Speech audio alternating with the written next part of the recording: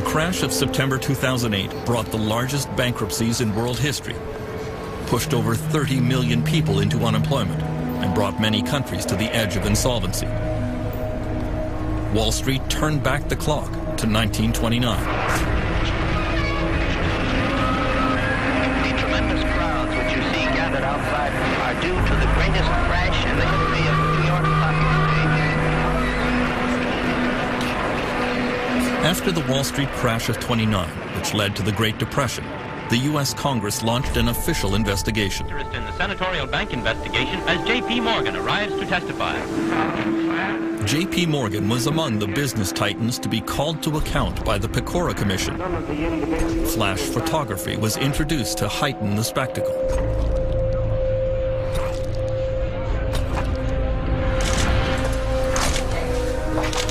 In 2010, the same model is followed for a new investigation of a new financial collapse.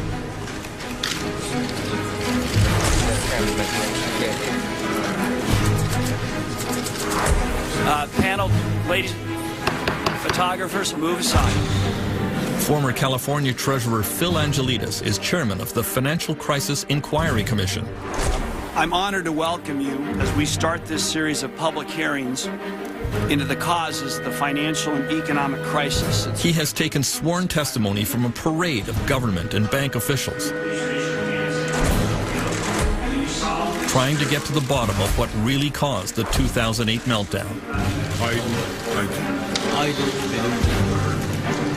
The consequences of this financial crisis have been grim also. 27 million Americans who are either out of work, can't find full-time work, or have stopped looking for work.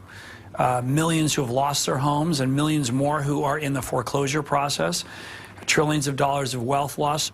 I think one of our jobs is to try to rationally explain to people what the heck happened. People want to know.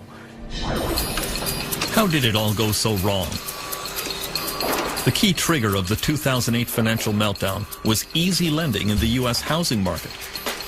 In an era of very low interest rates and reduced bank regulation, there was an astonishing building boom across the United States.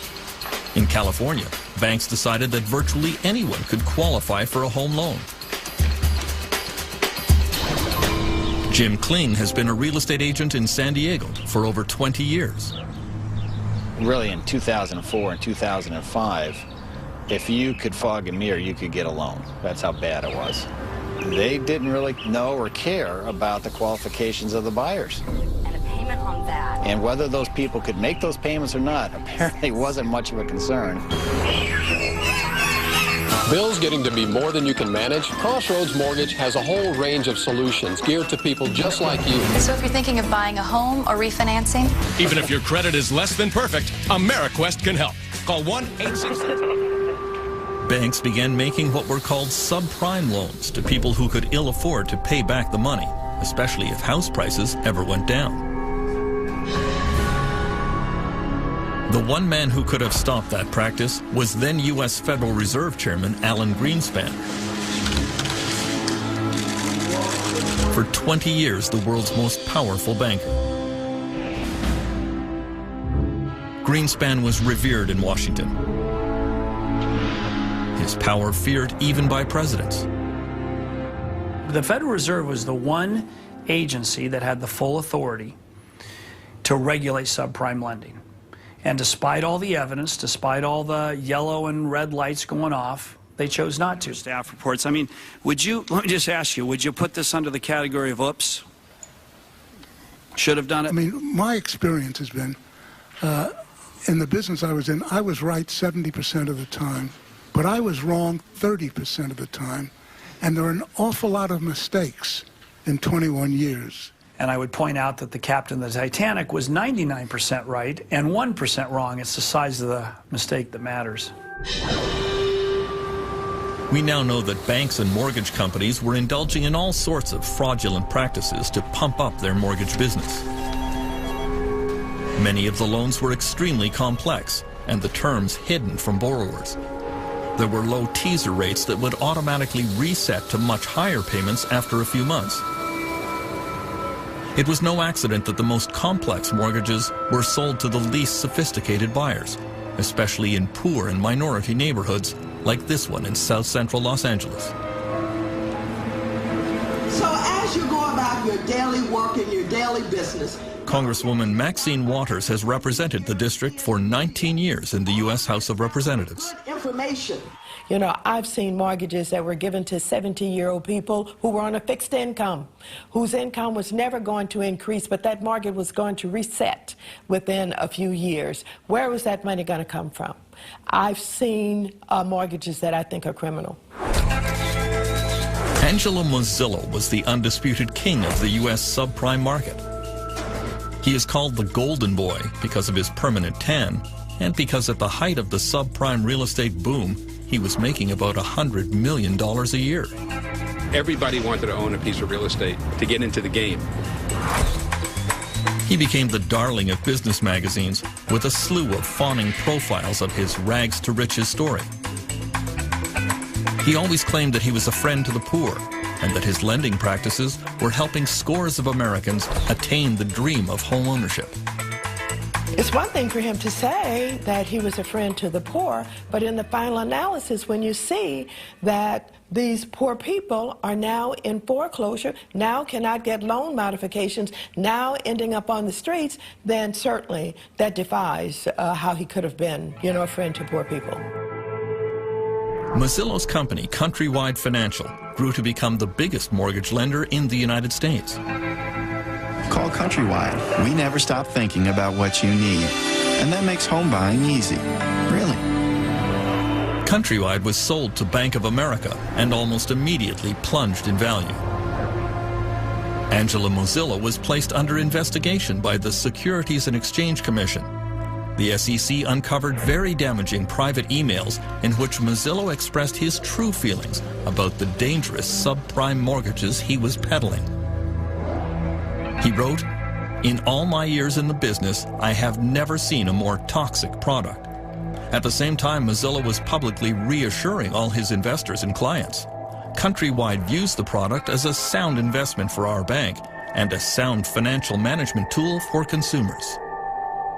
It does appear that there was a private view of the markets, and there was one that was espoused to borrowers, rating agencies, the investing public. The SEC has now charged Mozillo with insider trading and securities fraud. Lenders like Angelo Mozillo really didn't care if people ever paid their mortgages because those loans did not stay on the mortgage company's books. Mortgages were bundled together with other loans from across the country and moved to Wall Street. There, they were packaged up into complex new financial products. Bankers went wild for these financial securities that were really just stacks of IOUs. There was almost no government regulation of this market. It became a massive system of buying and selling these IOUs with fees being charged on each transaction. It was just all a way to make fees and to package up these streams of supposed cash flows and sell them off to investors. I mean, for a while there, anybody who touched a mortgage made money. It was like the most perfect product. I once had this view that when people started talking about toxic assets, that somehow they were like a good piece of fruit that had turned bad. Well, it turns out they were a rotten piece of fruit from day one. And all along the way, whether it was the broker, the lender, the securitizer, the market maker, everyone seems to have taken the view that they had no responsibility for the product that they were moving along in the system. That became, unfortunately, this cancerous material that was injected into financial institutions all over the world. One of the first places these toxic products landed was the financial district of London, England, nicknamed the City. There was a golden age here in the years before the meltdown. Garrett Anderson arrived in the city as a young trader in 1996. He had been a hippie selling trinkets on the beaches of India until his older brother found him a job in a London brokerage.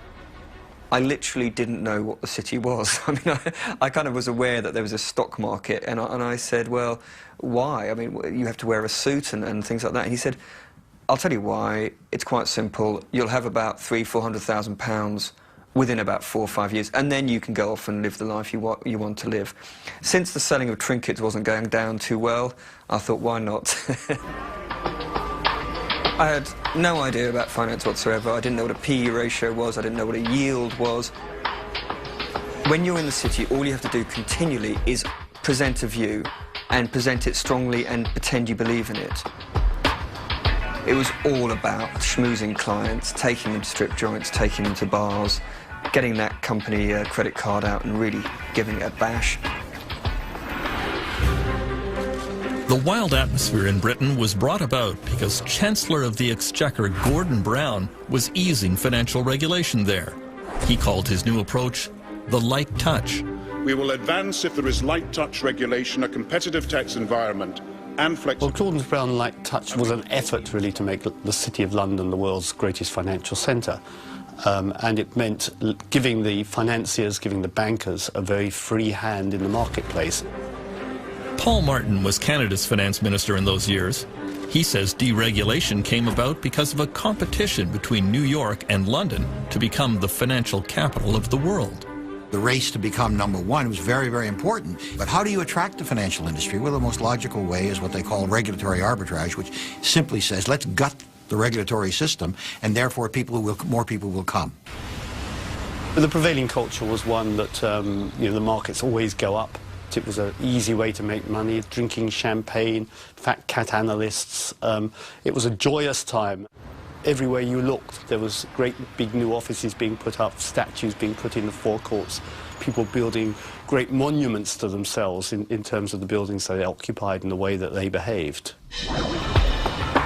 By 2004, Geraint Anderson was making a salary of $300,000 a year, plus an annual bonus of $700,000.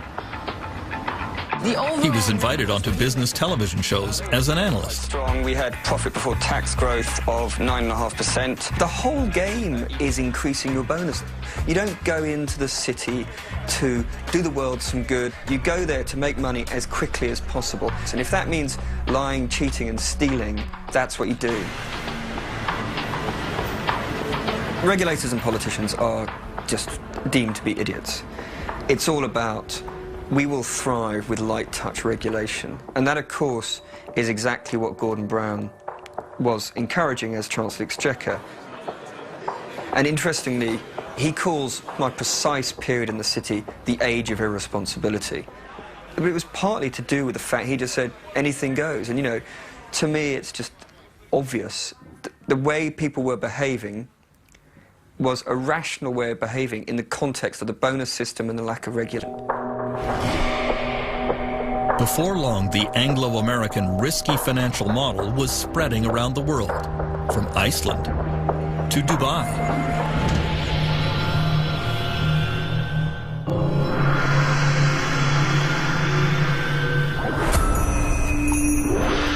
If one country could be the microcosm of everything that went wrong in the years before the meltdown, Iceland is it.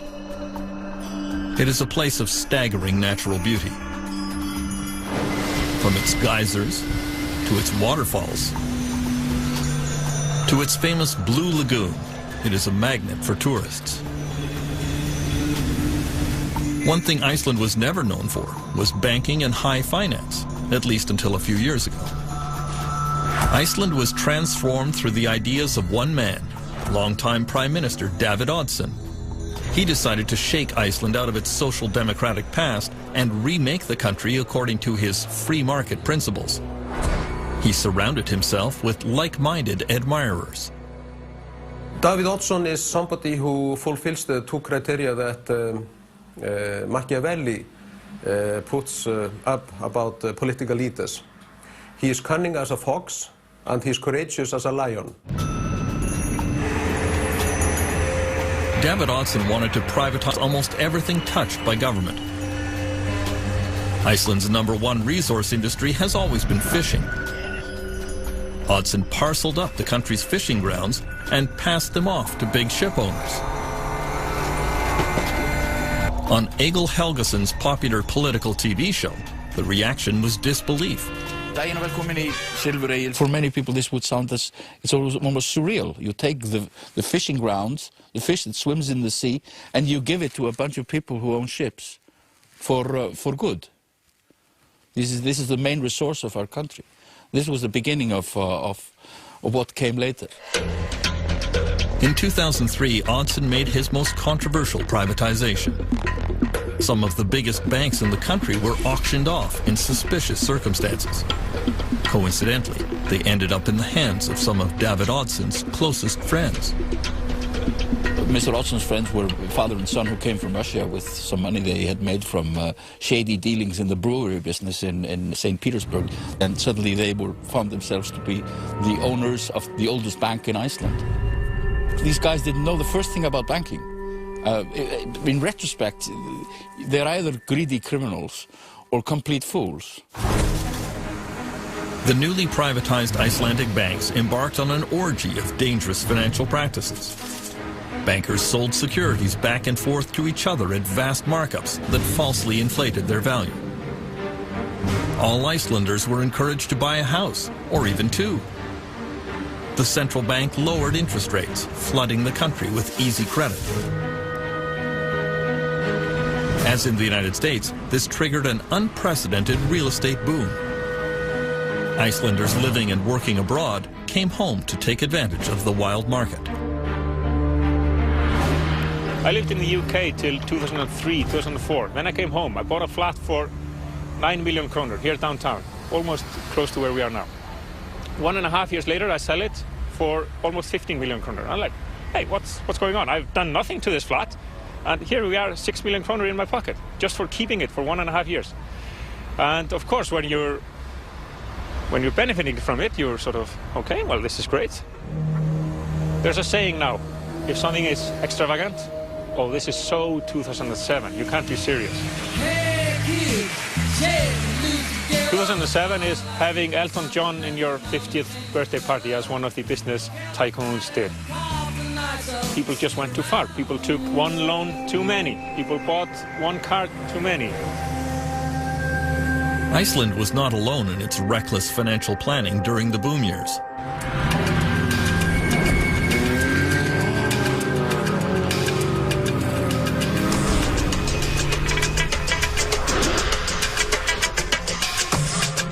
The world champion of the global real estate bubble was surely Dubai in the United Arab Emirates.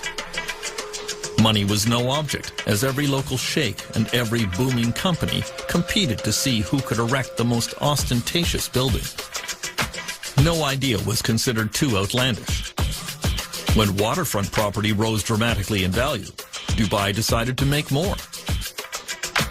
Ships vacuumed sand off the ocean floor to make the famous Palm Islands.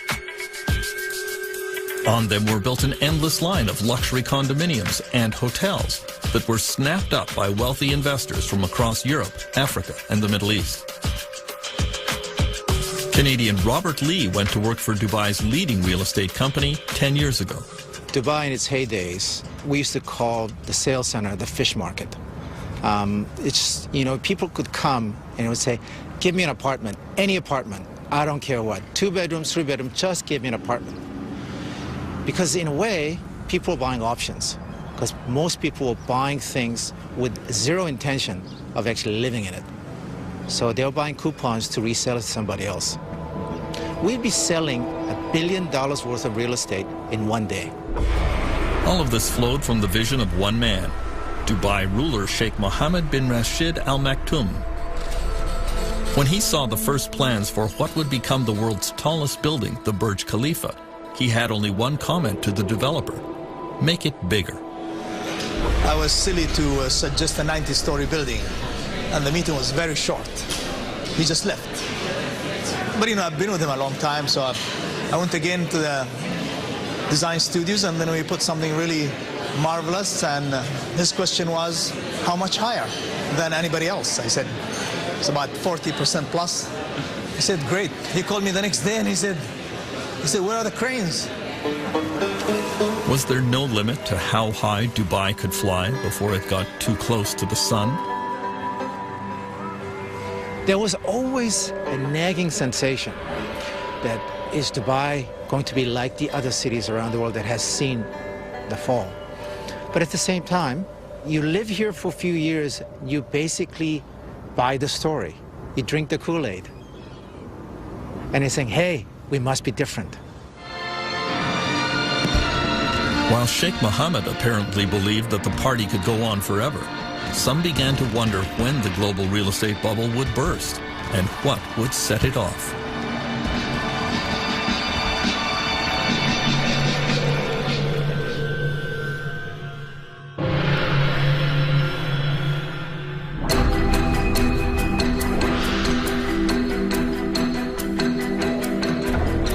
The man who would become the central actor in the meltdown took his position on the stage in 2006. Former Goldman Sachs CEO Hank Paulson was one of the toughest of the Wall Street titans. Then he accepted the invitation of George W. Bush to become the U.S. Treasury Secretary. It was a controversial choice. Paulson was not universally loved on Wall Street. He was probably the nastiest guy of all of them. They used to call him the snake. And this is coming from the Wall Street executives themselves. No, you know, you really can't believe everything he tells you. The reason why they didn't like him is because they couldn't trust him. Hank Paulson's aggressive, combative style came as a bit of a shock in government circles. This is a guy who would go through a brick wall to achieve his objective. Leopard doesn't change his spots. I mean, you know, why do scorpions sting? They sting because that's their nature. And, you know, Hank Paulson didn't change his nature when he went to Washington. Shortly after Hank Paulson arrived in Washington, the prices of California houses began to slide. Sales of existing homes are down a full 12% from just a year As prices dropped, overextended homeowners threw more properties onto the market, triggering a downward spiral. Hank Paulson called me and started talking to me about subprime mortgages in the United States. There was a general consensus that there was too much credit and too much money sloshing around globally. We had had discussions about where this excess credit was likely to show itself, and it was showing itself in subprime mortgages in the United States, and that was a large problem. Ça devrait se faire à partir de 14 heures. Although few seemed to realize it, the world was now infected with the toxic financial products that depended on the U.S. real estate market. It was inevitable that someone somewhere was going to blow the whistle and question what these financial products were actually worth.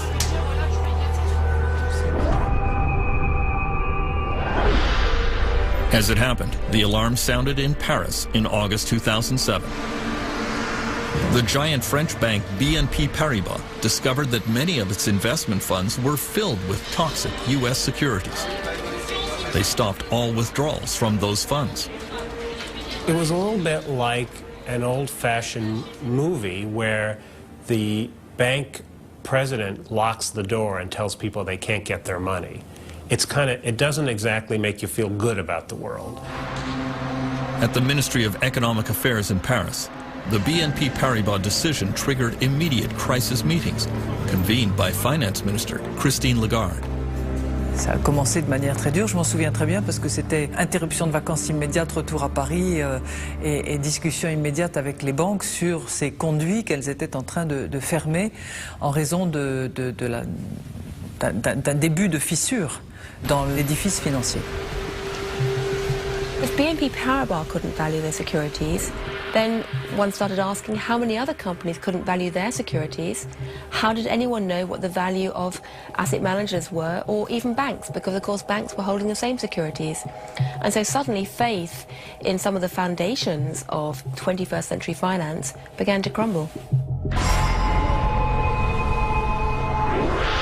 In September 2007, as cracks were appearing in the foundations of the global economy, the titans of the Anglo-American financial system began to tremble. First up was Britain's Adam Applegarth, a true superstar in London's business class. Applegarth had it all. He joined an obscure bank called Northern Rock in 1983 and had a meteoric rise, becoming CEO of the bank in 2001. Oh, he was a brilliant fellow, full of himself, full of confidence, felt he could do no wrong, loved the idea that he was become a transatlantic jet setter. He'd go over to New York to arrange the next tranche of securitized debt, and felt he had a model which was much better than everybody else. He didn't get it. He didn't get that he'd developed an unstable model and that if the wholesale markets went wrong, his bank would fall off a cliff very, very fast, which is exactly what happened. Good evening. One of Britain's biggest mortgage lenders, Northern Rock, is applying to the Bank of England for emergency financial support. BBC News has learned that the bank... Within hours of the BBC bulletin, worried Northern Rock customers lined up to get their money out. Maybe it's safe, maybe it's not, but I'd rather know that it was safe. I'm just going to go put it in my bank and then... And I've taken all of my money out. Most people in the Western world had never seen a bank run before with their own eyes, and so it was something they found almost impossible to imagine. The British government was very slow to react to the panic. It was egg on our face as the British authorities, no doubt about that, and letting those queues not only form but continue for 2 days was very damaging to the reputation of British banking. Adam Applegarth was hauled before a British parliamentary investigation of the failure of his bank, but he was characteristically defiant. Mr. Applegarth, do you actually accept you've done anything wrong?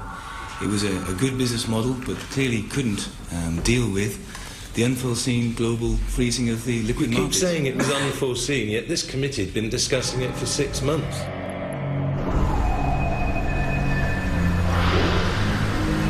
The Northern Rock crisis in Britain could have been taken as a serious warning on Wall Street, but it was not. I think people saw this as that's happening over there, that's not happening here. I think that the sense of interconnectedness was not realized until the very last moment. Wall Street did not really start paying attention to the growing international crisis until one of its own megastars began wobbling in orbit, the flamboyant head of one of America's oldest and biggest banks.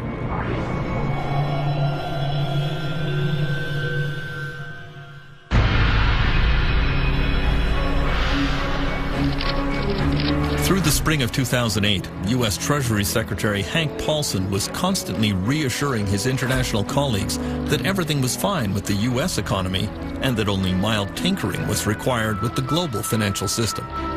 In private, French Finance Minister Christine Lagarde advised her friend that he was being very foolish. Je lui ai dit, Hank, on voit le tsunami qui nous arrive dessus, et tu es sur la plage en train d'hésiter sur la couleur du maillot de bain qu'on va porter.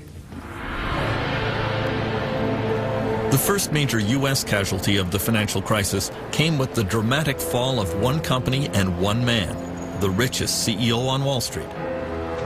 Jimmy Cain was a legend. He had come up through the ranks to become president and chief executive officer of America's fifth largest investment bank, Bear Stearns.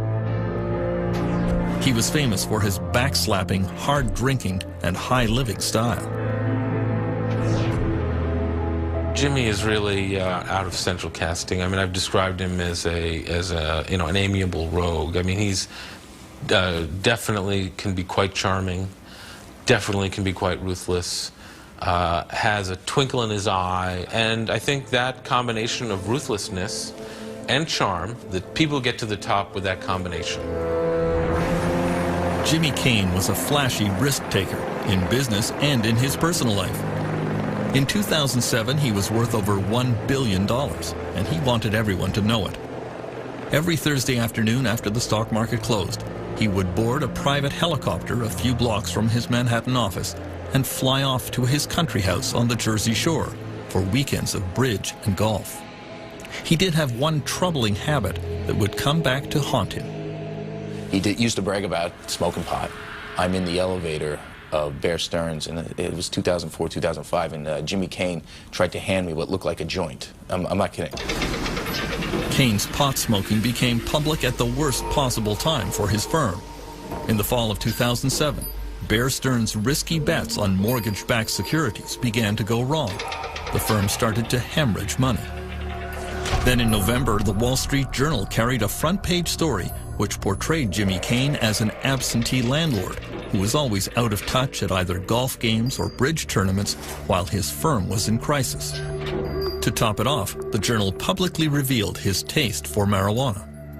Joe Kernan, who's my colleague on CNBC, says, "Hey, Charlie, what do you think about that hatchet job that the Journal just did on Jimmy Cain?" And I don't know why I did this, but I started imitating smoking a joint. Force issue, but also apparently, that whole bit. Little smoke and a little pot there. Listen, 2 minutes later, my cell phone rings, and it's Jimmy Cain screaming at me. And he's like, "What are you doing? I don't smoke pot." I said, "Stop it. Stop it." I said, "Listen, who cares? I mean, you're not breaking the, it's kind of a harmless crime. Why don't you just laugh it off?" And I'll never forget what he said to me. He goes, "Laugh it off. You try to laugh it off. You're not running a company." You know, Jimmy had made a lot of enemies on Wall Street. It's a very competitive Darwinian place.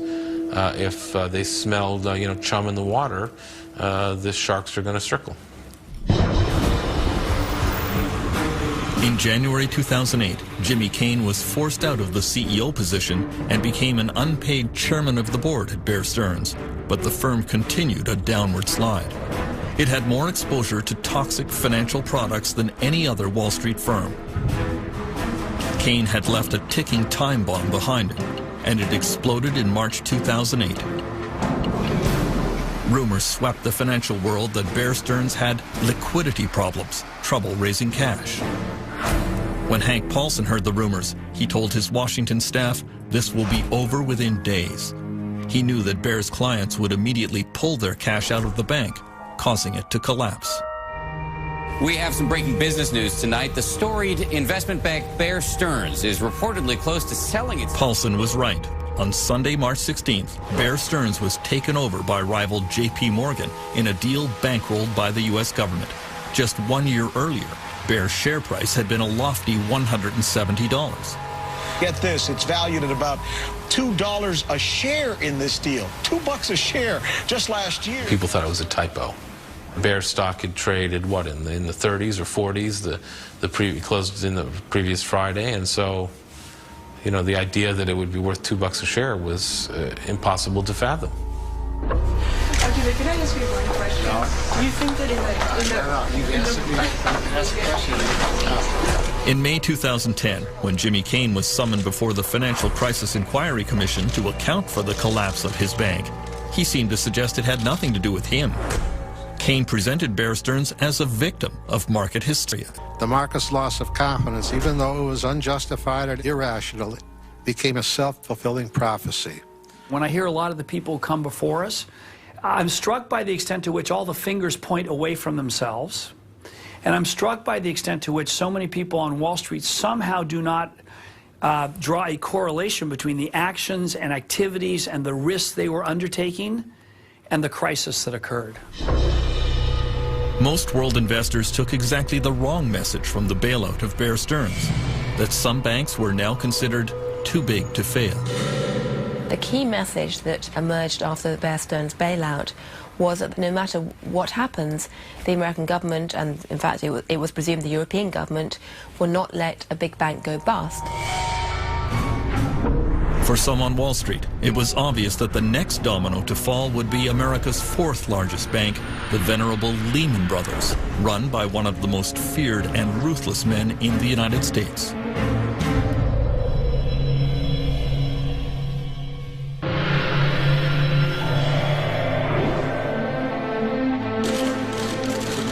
Perhaps the most reviled figure to appear before the U.S. Congress in the aftermath of the meltdown was former Lehman Brothers CEO Richard Fuld. The 2008 collapse of his bank certainly caused the most damage to the world economy, and it financially ruined millions of Americans who had invested with Lehman. I'm very much aware that one day we had a firm, the next day we did not. At the hearings, Fuld became the prime target for a public that was angry at bankers.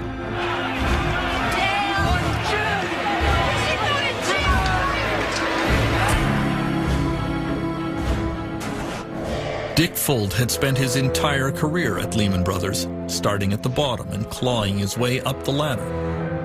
In later years, he assumed all the trappings of unfettered power. His word was law, his judgment never to be questioned. There was a huge cult of loyalty to Dick Fuld as the chief executive of the firm. People, on the one hand, admired what Dick Fuld had achieved, but secondly, this was not an organization where you, as a matter of casual incident, decided it was a good idea to disagree with Dick. The way he created Lehman Brothers, it was almost a cult of personality. The personality was his personality, which was, it's us against them, we're going to fight everybody, and we're going to win. Dick Fuld was determined to intimidate anyone who might cross him. In this internal Lehman UK video, he was angry that some traders were driving down his stock price. But what I really want to do is I want to reach in, rip out their heart, and eat it before they die. I think in the tape there's a sort of nervous laughter in the auditorium. I think that sort of reflects quite a lot about how people within Lehman saw Dick. On the one hand, it sounded at one level amusing, and then you sort of thought to yourself, I suspect if you're in that audience, the really scary thing is he sort of could probably do it. Lehman Brothers entered its death spiral on September 11th, 2008.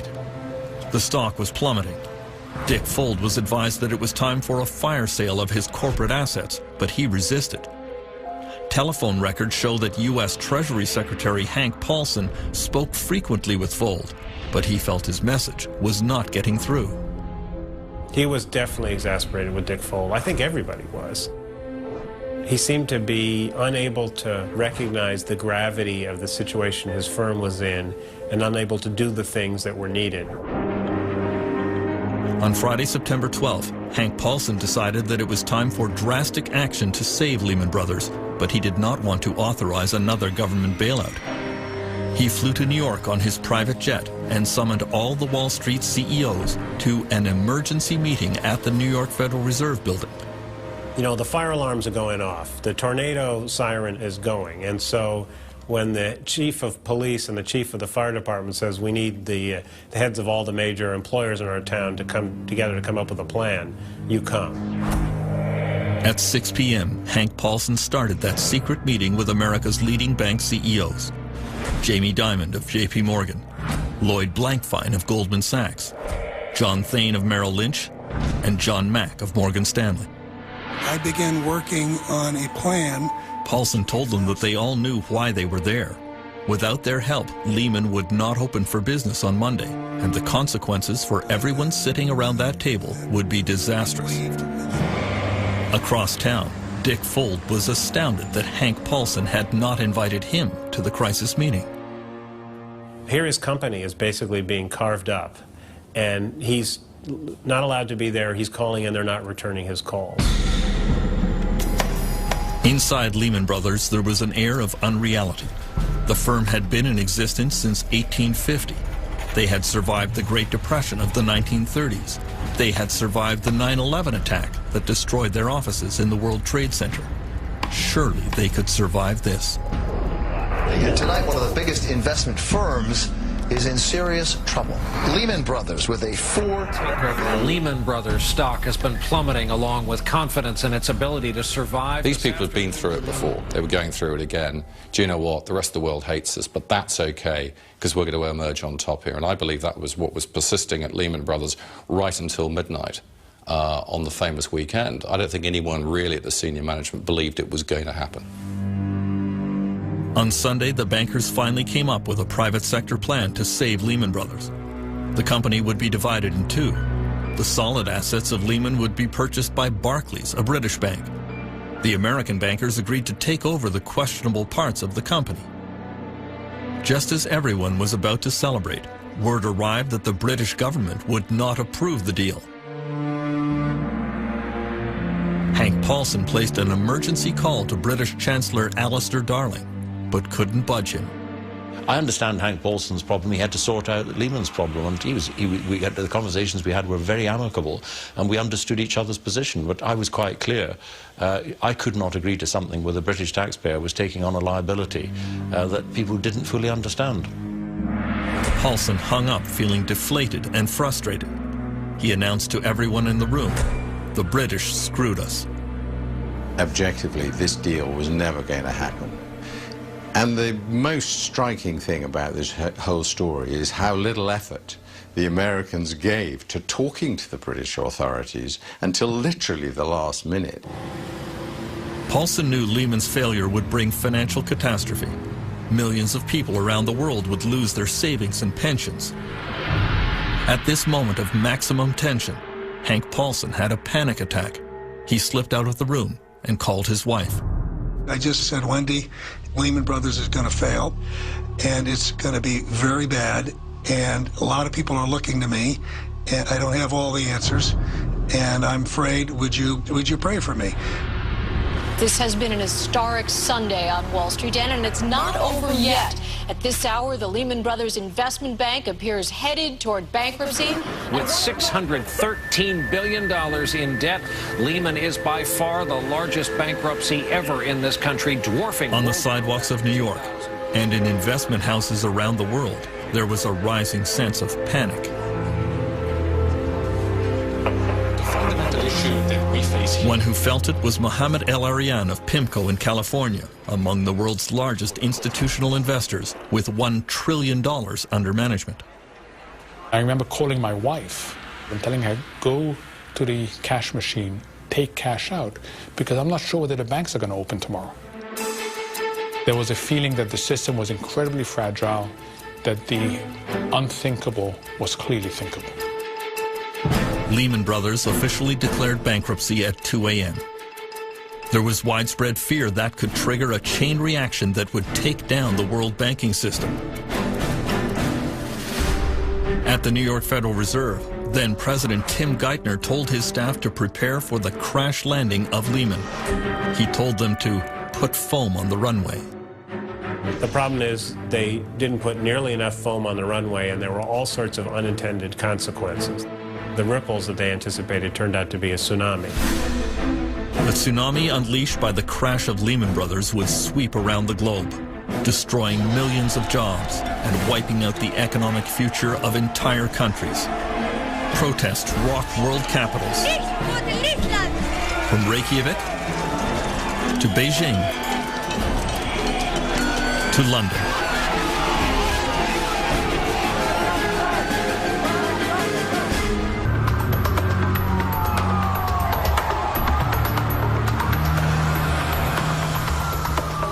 Sometime during the night of September 17, 2008, the world financial system went into cardiac arrest. The failure of Lehman Brothers, the largest bankruptcy in U.S. history, had sent financial markets into a tailspin. The New York Stock Exchange had its biggest one-day drop since the 9/11 attack. Markets from London and Paris to Shanghai fell in lockstep. Russia suspended all trading. In an epidemic of fear, the world's major banks stopped lending money and accepting collateral from each other.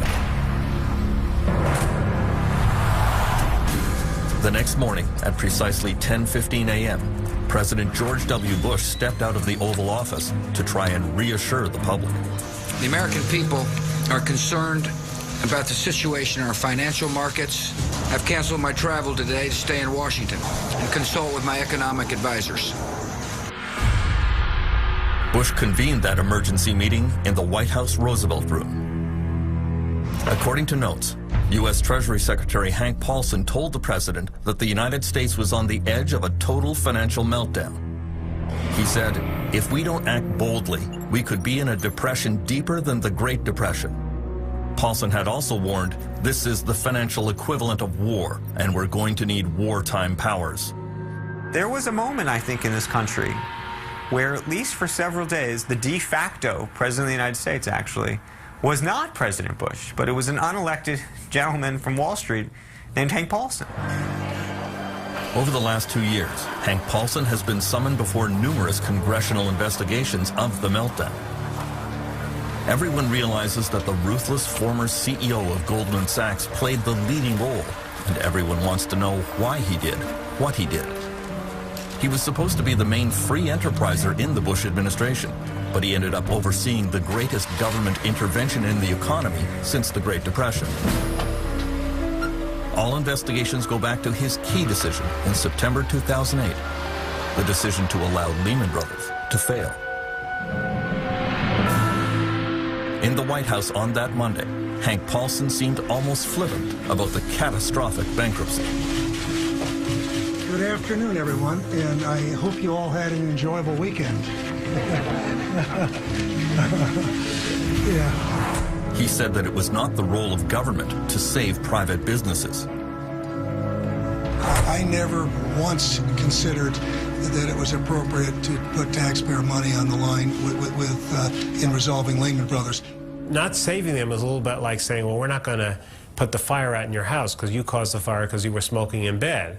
And the guy who lives next door will say, well, that's great for me when my house goes too because you're trying to teach this guy a lesson.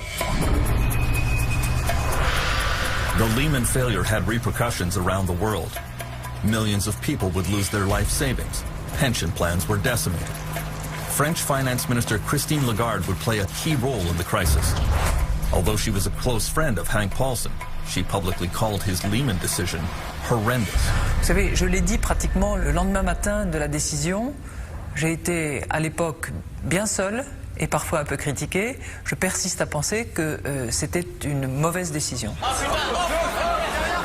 Soudain, l'ensemble des établissements bancaires ont compris que personne n'était à l'abri et que toute banque pouvait tomber. À ce moment-là, l'ensemble des banques ont considéré que toutes leurs contreparties étaient en risque, peut-être, et elles ont bloqué tous les circuits de financement. Donc le crédit a cessé de fonctionner à ce moment-là. The immediate impact came in London, where the Lehman Brothers UK office had to instantly shut down operations.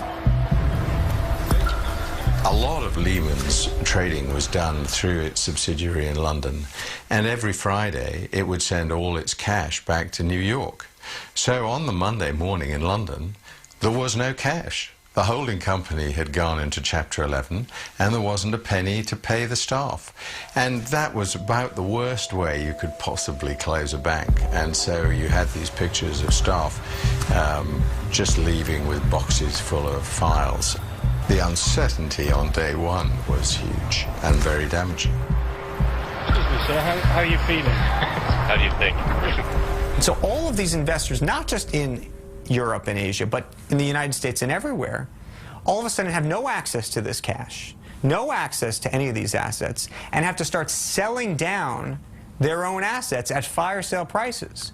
And they're getting margin calls, and it's producing this sort of vicious circle. And that was something that I don't think anybody, both among the regulators and even the Wall Street CEOs, appreciated was going to be the reaction. In international financial markets, there was rising panic. It began to look as if many other banks could follow Lehman into the abyss. There was great uncertainty, too, about where this was going to end. It was really gut-wrenching uncertainty, and that is hard to accept. I mean, you deal with it, but you kind of go, where is the bottom here? Many governments blamed the United States. The U.S. authorities have not got a grip on this. They're losing control, and I think you saw that in the trade credit. Suddenly, it was impossible to get trade credit, and literally from that week, you see this dramatic downturn in world trade. And of course, we were hit by that. We're a trading country, so the collateral damage was huge. All eyes turned to Hank Paulson to see what the U.S. government would do next. He was not always clear about his intentions. I don't know if you've read it yet, but we had said that we welcome. He's not very articulate. He has a hard time explaining what he's doing. He seems to be very impulsive. He's constantly on the phone barking orders. He's impatient. He drives his people very hard. He understands very quickly how severe the financial problems are, but I think he muddles the message in ways that may make it worse, because it's very confusing. He says one thing and does another, and then he changes his mind again. Paulson's ability to reverse directions came to the fore in the next crisis he confronted: the near collapse of the world's biggest insurance company, AIG. It emerged that the dealings of one obscure executive at AIG threatened the entire world financial system. His name, was Joseph Cassano. Cassano lived in the most exclusive neighborhood in London, England. Every morning at 7 a.m., the 53-year-old American executive would hop on his bicycle for the short trip to the office. He may have dressed like a bike messenger, but in fact he was the head of the financial products division of AIG. He had moved to London because the kind of trading he did was banned in the United States. Cassano would insure companies against the failure of their business partners. It was a very risky thing to do. But in conference calls with investors, he claimed that it was a no-lose proposition. It's hard for us, without being flippant, to even see a scenario that would see us losing $1 in any of those transactions. Joseph Cassano's bet was that a lot of banks and mortgage companies around the world could never fail all at once. Of course, the downside was that if for any reason those products started to misperform, if the housing market crashed in a way that people hadn't seen in living memory, then of course AIG would face a very big bill. But Cassano, like many traders, didn't worry too much about that. And the terrible truth was that inside AIG, very few people other than Cassano himself and his particular unit had any idea what AIG Financial Products was up to. In September 2008, when many banks around the world began collapsing, Cassano's risky insurance scheme pushed AIG to the edge of bankruptcy. Hank Paulson was quick to deny that he had any intention of stepping in to save AIG. The truth was that the company's desperate financial situation came as a complete shock to the Treasury Secretary and all regulatory agencies in the United States. Total surprise, which is a complete indictment of the financial regulatory system. How can you be surprised by something that is so big and so dangerous that if it gets in trouble, you have to spend hundreds of billions of taxpayers' money to put it out of its misery? Nobody knew just how big a casino AIG was running. Reality was that AIG was such a monstrous creature with tentacles in so many parts of the financial system that if you had let AIG go down, you really would have been risking dragging the wider Western financial system with it. In the end, Paulson bowed to the inevitable and saved AIG with $85 billion of taxpayer money. Well, I think there was this sense of shock that AIG was being saved. I think also a sense of relief. I do think that at that point, people didn't realize how bad things really were, but thought that, boy, if AIG went, we would be in a lot more trouble. Can I ask you a question, please? Joseph Cassano was fired by AIG, but he walked away with $315 million. Sorry, we have no comment. Thank you.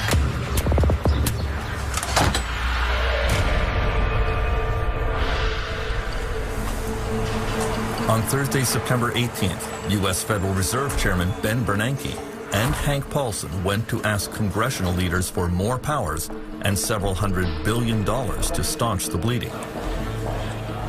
The meeting took place in the office of the most powerful woman on Capitol Hill, House Speaker Nancy Pelosi. Good evening. I'm very pleased to welcome the Democratic and Republican leadership of the House and Senate, as well as the... Bernanke speaks first. And, you know, Fed chairmen are usually kind of careful about predicting doom and gloom, because if they say they're going to be showers, everybody assumes it's going to be a hurricane. And he comes in and says, it's going to be a hurricane. He says that if you don't put some money up, taxpayer money to bail out the financial system, we'll have another Great Depression. And most of the members of Congress there are just completely stunned. Harry Reid, the majority leader, the senator from Nevada, says to him, well, how long do we have? And Bernanke says a couple of days. And Harry Reid says, the Senate of the United States does not flush a toilet in a couple of days. They really thought they were staring at the economic abyss. That's what was in front of them. And, you know, we focus so much on Lehman Brothers and AIG, but it was those next dominoes. It was Morgan Stanley going. It was Goldman Sachs going next. And after that, we were talking about General Electric, an American icon. Hank Paulson's telephone logs show that he was receiving calls from the head of almost every major corporation in America, Many of them, like Jeffrey Immelt of General Electric, worried that bankruptcy was just around the corner. Paulson realized that he had to pump government money into the financial system to allow banks to resume lending to consumers and to each other. He came up with a plan called TARP, the Troubled Asset Relief Program. The government would strengthen U.S. banks using taxpayer money to buy their questionable assets. We got to get this up to the hill quicker. We got to keep it simple, very simple. The proposal was not well received. Hank Paulson, who wasn't very good at dealing with Congress at the best of times, turned up with a very thin proposal of a similar kind to recapitalize the banks, but it wasn't well prepared. It was only 10 pages long, whereas most bills in Congress are 700 or 800 pages long. There was no account about how the money would be spent, and Congress turned down the plan. They didn't like it. You see, what has been holding up the deal... Ohio Congresswoman Marcy Kaptur voted against the bailout. I saw it as a means for Wall Street to take a very gun-shy Congress a few weeks before election and strike the fear of God into them and get anything you wanted out of them and essentially transfer all of the losses that they knew were happening to the public sector. No, Mr. Paulson, we're not going to do what you're asking us to do. The vote did not turn out as Hank Paulson expected. On this vote, the yeas are 205, the nays are 228. The motion is not adopted. The bailout package was defeated today. Stocks fell off a cliff, the largest single-point drop in history. In the end... Well, they were horrified. They thought that they had made the case that we were on the cusp of another Great Depression, and they couldn't believe that Congress wouldn't approve the money. They were stunned. And it made the crisis worse because it made everybody wonder whether our political system had its act together. Hank Paulson said he never felt worse than when his proposal was voted down, and he began to show it. One of the sort of physical reactions he has is he does these sort of dry heaves. It's sort of almost a nervous, emotional, tired, it's his form of sickness, if you will. There's a moment when he goes to the Hill. He's trying to convince these congressional members to pass TARP, and that evening, you know, they bring him a trash can, and then they say, should we get the congressional doctor to come? And he says, no, this happens to be a lot. Paulson's international colleagues could see that he was under enormous pressure. Il a été sous des moments de stress exceptionnels, sans aucun doute. J'ai le souvenir précis d'une conversation téléphonique que je souhaitais avoir avec lui sur AIG et où il m'a dit je prends ton appel mais j'ai 15 secondes. Et je veux bien le croire. On était dans des périodes de temps extraordinairement courts pour des enjeux énormes. Ben Bernanke and Hank Paulson warned congressional leaders that if they did not get sweeping new powers and $700 billion, there was a serious chance of another Great Depression. In the end, they got the powers and the money, but the signs of depression started appearing anyway.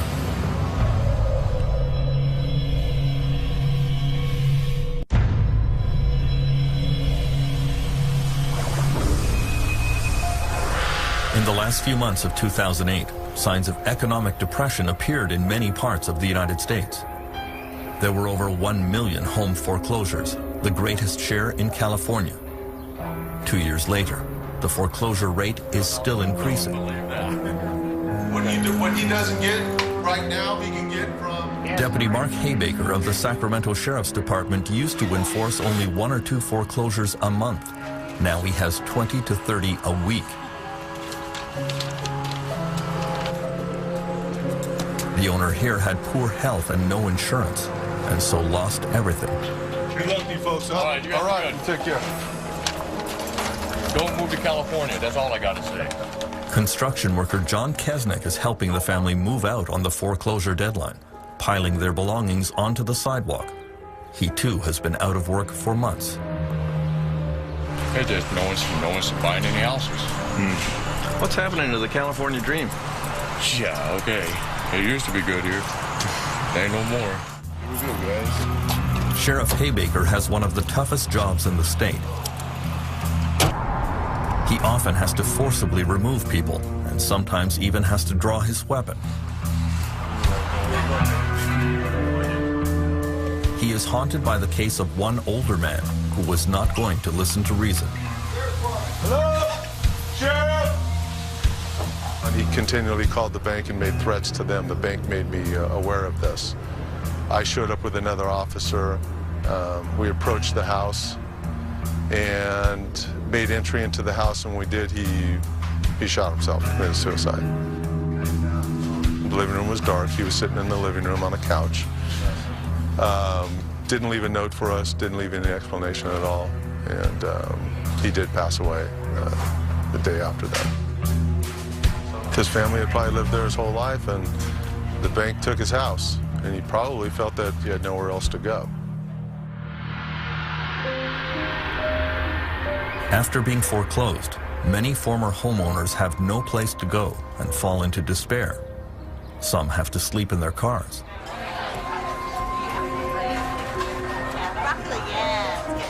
Single mothers Nicole O'Connor and Audrey Schreibner have just found places in the St. John's Women's Shelter in Sacramento. Both had been living in their cars for weeks with their children. Audrey has also been battling cancer.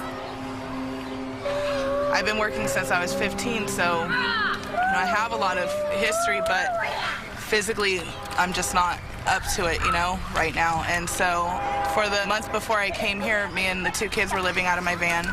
Yeah, and that's scary. Not many places you could park a car overnight. Being a woman by yourself. You've got security running around going, you're not supposed to park here. It's like, well, where are we supposed to go? And you're single woman, pregnant, 7 months pregnant, and you're like, where do I go? Where do I go? I'm not used to living on the street because I didn't know where to turn. You just cry. You're in a small van, and you just want to cry all night, and you just don't know where to turn. Under government pressure, California banks and mortgage companies hold events like this one in San Diego. Homeowners facing foreclosure are offered one last chance. They line up to talk one more time with bank officials, but there is little room for negotiation. It is exasperating for homeowners like Jack, who did not wish to provide his last name. They don't do any favors for anybody. It's all about money. They don't care about people. They could send them home, make them homeless, put them in the street. They don't care if they're elderly, disabled, people who lost their jobs or had a health condition or mental health condition. They could care less. They could care less. It's only in America. Rob or feed the rich. That's how it is in America. The actions of banks during the financial crisis raised the ire of many U.S. politicians. They don't return your phone call, or they put you through so many hoops that you get so confused that you just give up. And that's the whole idea. Wear you out. Make it confusing, make it very intimidating, and you'll walk away. And then someone else ends up owning that property, not you. So you've lost everything that you've invested in. The gentlelady from Ohio rise. Marcy Kaptur went to the U.S. House of Representatives and told Americans to fight back against foreclosures, even by resisting the sheriffs. What I'm telling people right now is stay in your homes. If the American people, anybody out there is being foreclosed, don't leave. You be squatters in your own homes. Don't you leave. In Ohio and Michigan and Indiana and Illinois and all these other places where our people are being treated like chattel. I would venture to say well over 75% of the people that get these notices from lending institutions have no clue about how to defend their own interests legally. It's a tragedy. On Monday, October 13th, 2008, as the U.S. economy was spiraling downwards, America's top bank CEOs were summoned to an emergency meeting at the U.S. Treasury building in Washington. News cameras caught fleeting images of the arrival of Jamie Dimon of J.P. Morgan and Lloyd Blankfein of Goldman Sachs, John Thain of Merrill Lynch, and John Mack of Morgan Stanley. It was a holiday weekend, and the purpose of the meeting was kept secret from the participants. David, it's Hank. U.S. Treasury Secretary Hank Paulson had decided the time had come for radical action. He intended to launch a virtual government takeover of the U.S. banking system by making direct government investments in all major banks. he knew that many bankers would be reluctant to accept. Paulson has a problem, which is basically the government of the United States can't force the banks to take this taxpayer capital. He wants them to take it because he wants to put capital into the weakest banks, and he wants the financial system to have more capital, because if it doesn't have more capital, it's going to shrink, and that's going to hurt us all. So he has to use his forcefulness to make them feel like none of them have a choice. And he does. The bankers knew that if they accepted the money, they would also have to accept a lot more government interference in the way they ran their businesses, right down to the size of their bonuses, something they desperately wished to avoid. In the end, each of the 9 CEOs present signed a hastily drafted single sheet of paper. $10 billion of government investment for Merrill Lynch, $10 billion for Goldman Sachs, $25 billion for JP Morgan, $250 billion in all. To Hank Paulson's own surprise, they capitulated much more quickly and easily than he ever imagined. Literally by 4 or 5 in the afternoon, it was done. Nice suit there, buddy. Try not to steal any more money. The biggest welfare check in history had been paid to Wall Street.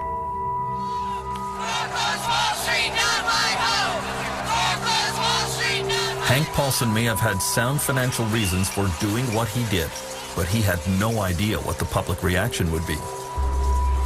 Protesters filled the streets denouncing bailouts for billionaire bankers.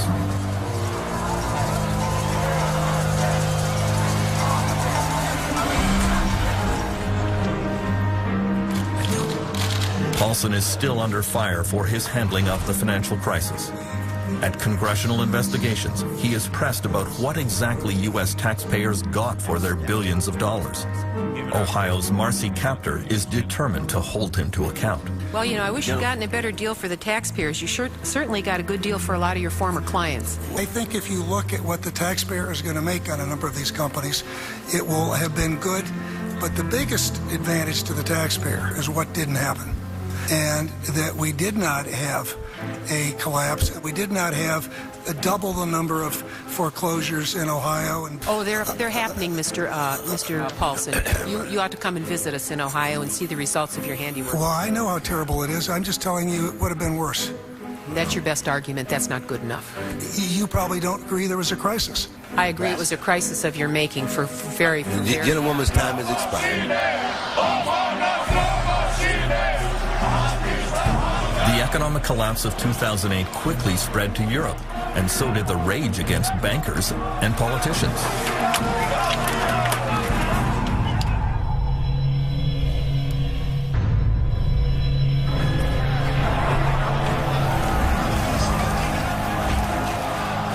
The 2 years since the financial meltdown have been marked by constant violent protests overseas.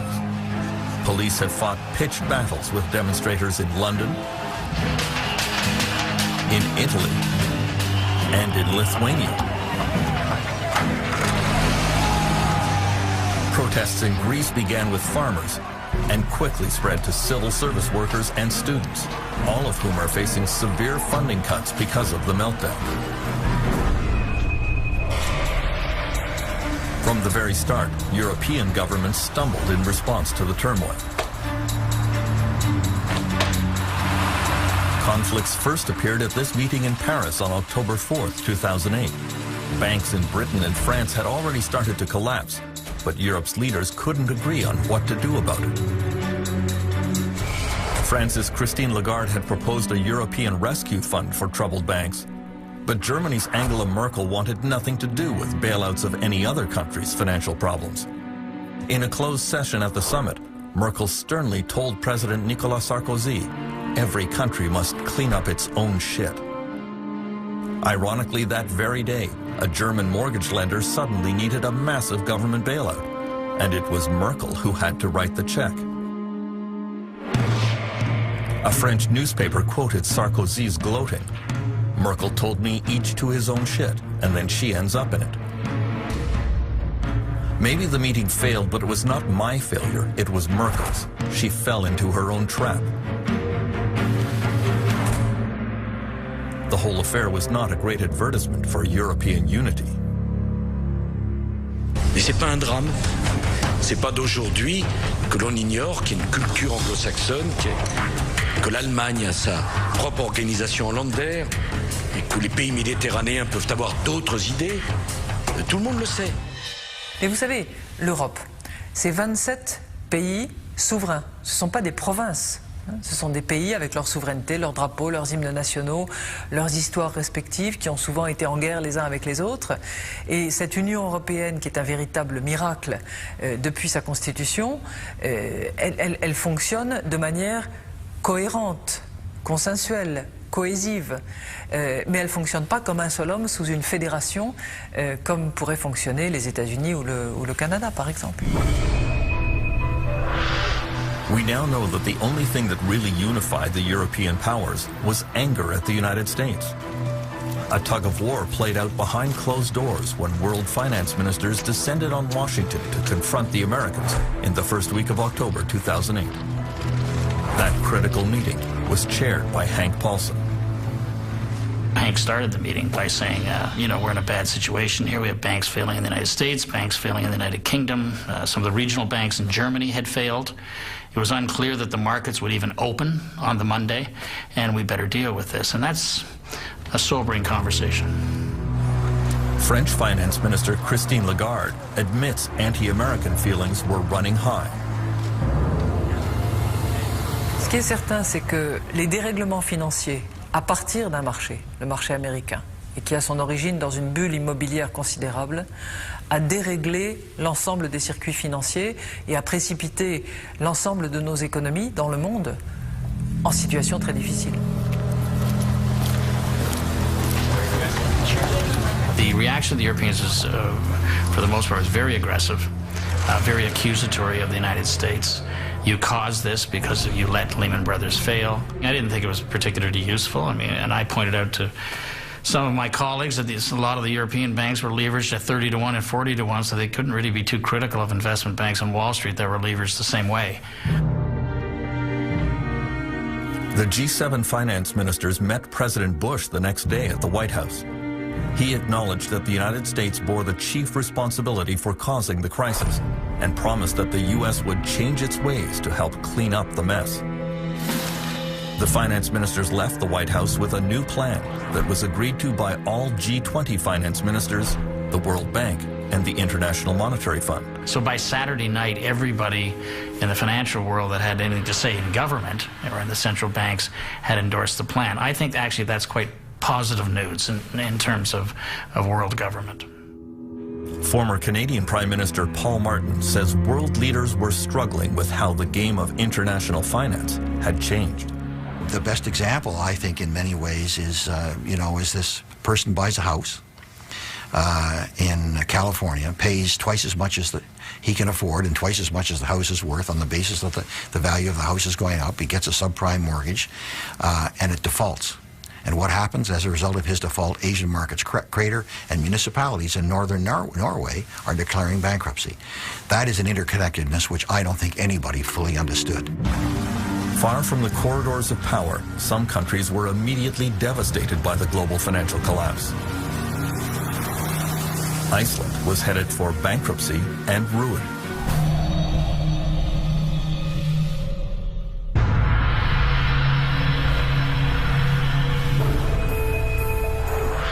During the meltdown, the worst international dispute over money came between Britain and Iceland. Iceland flew higher and crashed harder than almost all other countries. In the boom years, Iceland had privatized its banks. The new owners embarked on a binge of questionable financial practices. Many Icelanders thought they had developed a world-beating new banking model. But the global financial collapse would prove them wrong.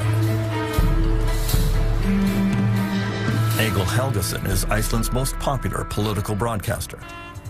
Suddenly, a small country with no history of banking, no history of stock markets, thought that they knew best. Even it's on record from the Icelandic Chamber of Commerce saying, of course, the Scandinavian countries cannot teach Iceland anything because we are cleverer than them. In the years leading up to the crisis, Icelandic banks opened operations in London and launched major ad campaigns to convince British citizens to deposit their money in high-interest Icelandic accounts.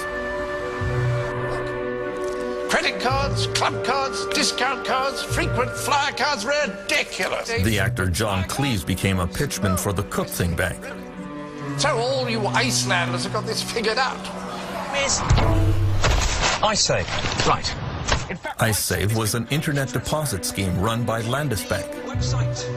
Because IceSave's an online savings bank, completely dummy-proof. Not quite.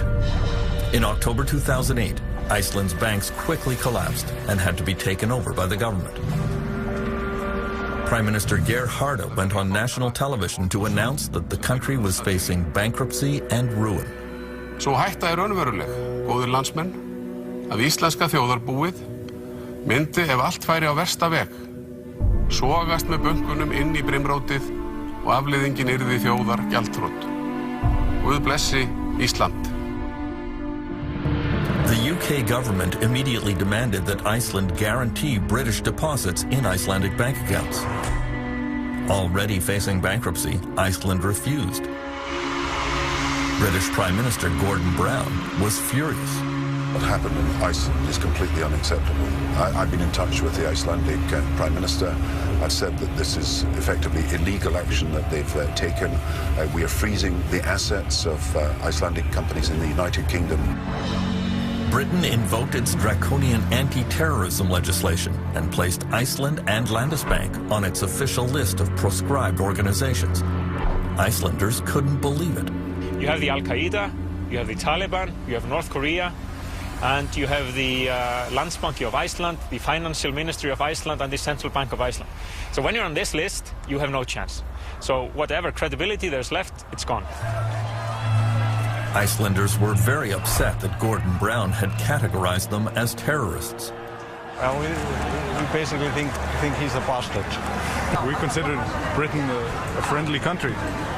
The problem we got was that we understood the then Icelandic government to be saying to us that the creditors outside Iceland weren't going to get anything, and we just couldn't sit back and allow that to happen. I think the application of legislation that was intended to deal with terrorists against a friendly country, an old ally, NATO ally, was absurd. This would never have been done had they been dealing with a more powerful country than Iceland. I think there was nothing about bullying Iceland. I mean, Iceland had allowed these banks to develop and to ruin themselves and ruin the country. Things are clearly tough for our US and our global viewers, but look on the bright side, you could be in Iceland. Et en Islande, une nouvelle banque a été placée sous tutelle de l'État aujourd'hui. C'est la troisième. The financial system there teetered on the brink of collapse today. The scale of the crisis, the government's taken out these full-page ads reminding people to remember their loved ones, to think of their children. This is also sort of the end of an illusion that has sort of collapsed, because for a while everybody thought that they would be living in a famously rich society where everybody was moving around money, and we have to sort of reinvent ourselves as a nation. The financial meltdown triggered an epidemic of unemployment around the world. Perhaps the most astonishing collapse was in China.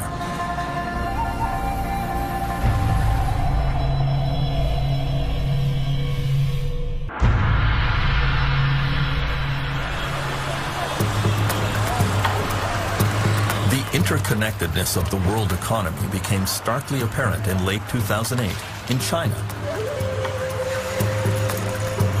Shaoxing is China's textile capital and was among the first places to be hit by the full impact of the global financial crisis.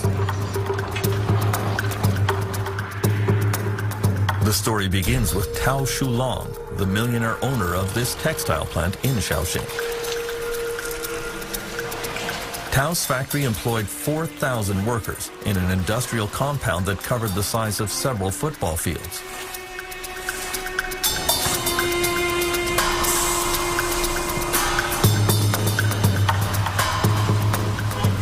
Tao drove around town every day showing off his latest Mercedes, and he was widely seen here as an advertisement for the new China. Unfortunately, in the fall of 2008, international orders for clothing from Tao's factories dried up all at once. Foreign customers told him they couldn't even pay for the shipments he had already exported. Tao quickly became desperate. He had no cash reserves to pay his workers, and there was no way under Chinese law that he could file for bankruptcy protection from his creditors.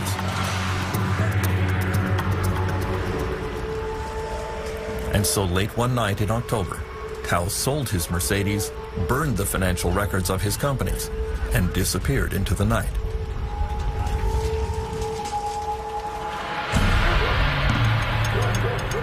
Tao wasn't the only one. Dozens of Chinese factory owners did exactly the same thing. There was a wave of bankruptcies in the Chinese industrial sector in late 2008, and millions of Chinese workers were suddenly thrown onto the street. Many textile and toy factory workers were owed months of wages.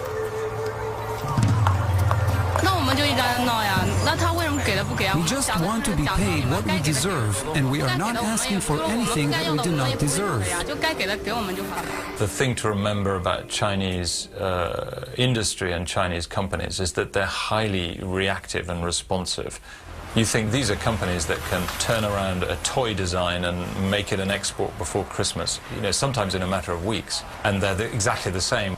When orders start falling off, they close very quickly. And there is sort of instant reaction to lack of profitability, which is fire all the workers. It's a very brutal form of capitalism. Someone got on the roof to jump, this woman says, but the police just said, go ahead. Other workers reveal they haven't eaten for 2 days. Han Dongfang is a labor activist in Hong Kong who hosts a hotline radio show devoted to workers' rights. He says China's labor unions were of no help to the laid-off workers because those unions operate as virtual branches of the government. They never thought how to represent the workers, how to help the workers. So therefore, everything they react in a way that the workers don't really need. By Christmas 2008, there were an estimated 15 million unemployed workers in China. Thousands of factories had closed suddenly. Demonstrations broke out in several cities. Some police cars were overturned. Millions of angry workers demonstrating in the streets is about the worst nightmare for China's communist government. The interesting thing is that the Communist Party was extremely worried that that might happen. And it's always worried because its legitimacy, the legitimacy of the Communist Party of China depends absolutely on delivering economic growth. And if you talk to Communist Party officials, they will admit that. They'll say, look, if we don't deliver economic growth, there's nothing else, because we're clearly not really communist anymore ideologically. We have an essentially capitalist economy. And if we don't make it work, then we are the ones to blame, and therefore we have to keep delivering economic growth. So they're very sensitive about any form of unrest. The 2008 demonstrations echoed the notorious Tiananmen uprisings of 1989, when Chinese citizens lost their fear of dictatorship and stood up to the communist government. Han Dongfang was a leader of the Tiananmen protests, but speaking from experience, he urged workers not to participate in the violent demonstrations of 2008. One of the lessons I learned from 1989, the huge, massive street action, looks powerful, yes, but after the crackdown, everybody disappeared. We're human beings, and we have fear in front of machine guns. Even 1 million people in the street continue for 3 days. That power is not really reliable. The Chinese Communist government quickly suppressed the demonstrations there.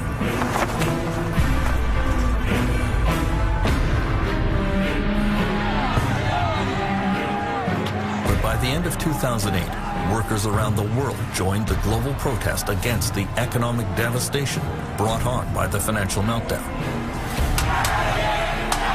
In Iceland, demonstrators pushed for the overthrow of the government. In France, some bosses were kidnapped and held hostage by angry employees. The victims of the crisis were fighting back.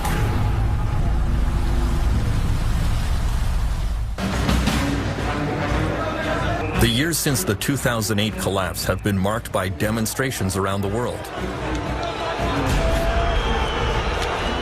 Owing to the loss of an estimated 30 million jobs.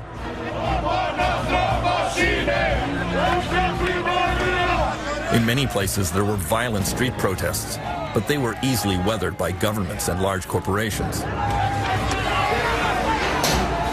In some countries, however, the struggle went much further and left a lasting mark.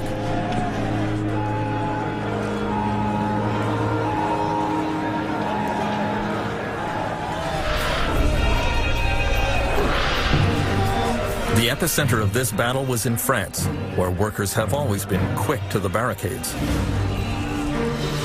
Because of the meltdown, in March 2009, the Continental Tire Company announced that it would be forced to close its factory in the town of Clairvaux, cutting 1,120 jobs.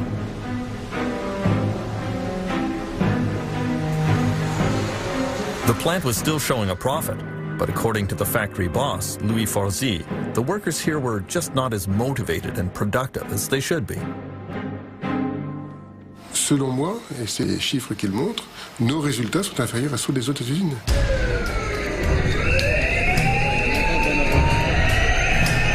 Continental workers labeled Forzy a thief and a liar.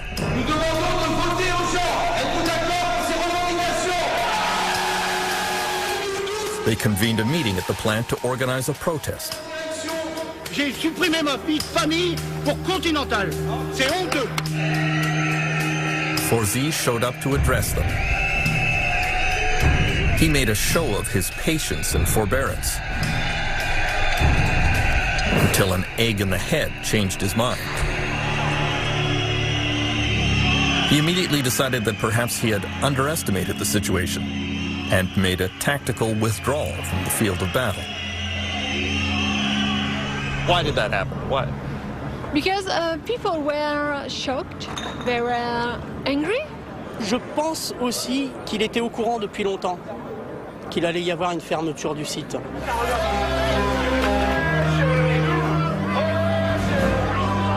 The Continental employees moved on to occupy the town offices. Le bureau du sous-préfet, c'est où? Ouais, vous êtes avec nous, vous êtes avec les Conti, madame, là, quand même. Les gars, on n'est pas venus ici pour rigoler. On est plus dégoûtants. On est des lions.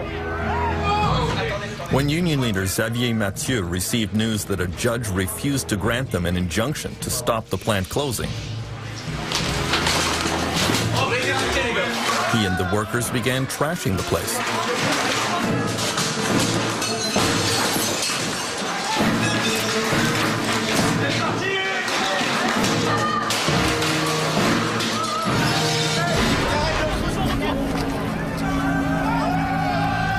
On n'ira pas à l'abattoir sans se défendre. C'est clair et net. Le désespoir des gens qui sont foutus dehors. C'est pas de la cruauté, ça? C'est pas de la violence? Si, c'est de la violence. Il n'y a pas que la violence physique dans la vie. Il y a la violence morale aussi. Moi, je suis fier de ce que les mecs ils ont fait aujourd'hui. Et n'attendez pas. The worker uprising began to spread across the country and became increasingly threatening.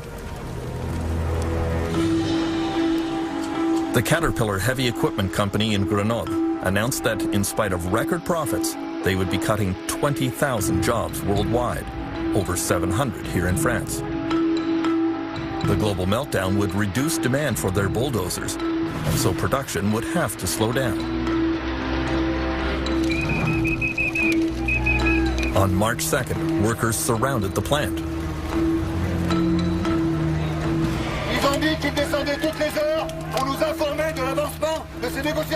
They were following the instructions of union leader Pierre Picaretta, who, like his father before him, has worked his whole life at Caterpillar.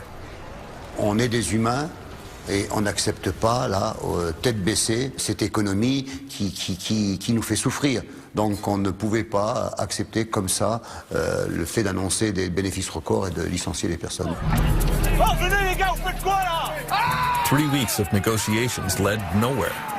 Tous ensemble, ouais! Ouais! Tous ensemble, ouais! On veut une solution! Furious workers surrounded the management offices and decided to hold the management team captive.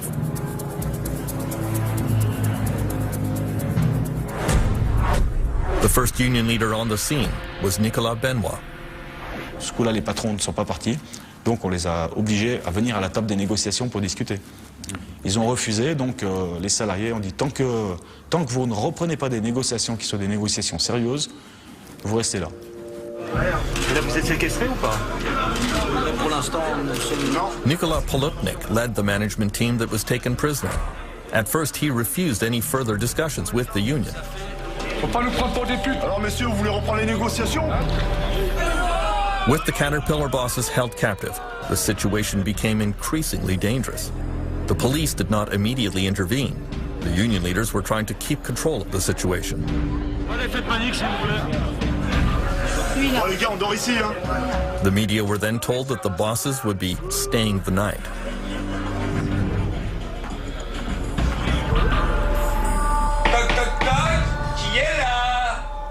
Overnight, as the captive bosses were trying to get some sleep in their offices, angry workers did not leave them in peace.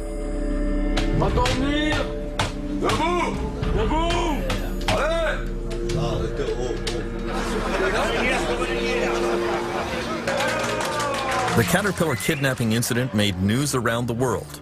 It was widely described as boss-napping. In the French Alps, at the U.S. tractor company Caterpillar, where managers were locked in and stripped of their speakerphone, boss-napped all night. President Nicolas Sarkozy realized this extreme reaction to the global meltdown was turning into a public relations disaster for France. He went on national television to denounce the kidnappers. Qu'est-ce que c'est que ces histoires d'aller séquestrer les gens? On est dans un état de droit. Je ne laisserai pas faire les choses comme ça. Dans un état de droit, la loi, elle doit être respectée. Privately, however, French Finance Minister Christine Lagarde was critical of Caterpillar management. She thought that the situation was exacerbated by the ham-fisted tactics of the American company, a common problem with foreign-owned firms. On a souvent constaté dans des entreprises sous capitaux étrangers que le dialogue n'était pas aussi riche et aussi développé parce que le centre de décision est ailleurs. After an anxious night, Caterpillar management agreed to resume negotiations. In exchange, the union allowed the bosses to leave the plant, although there were some tense moments on the way out.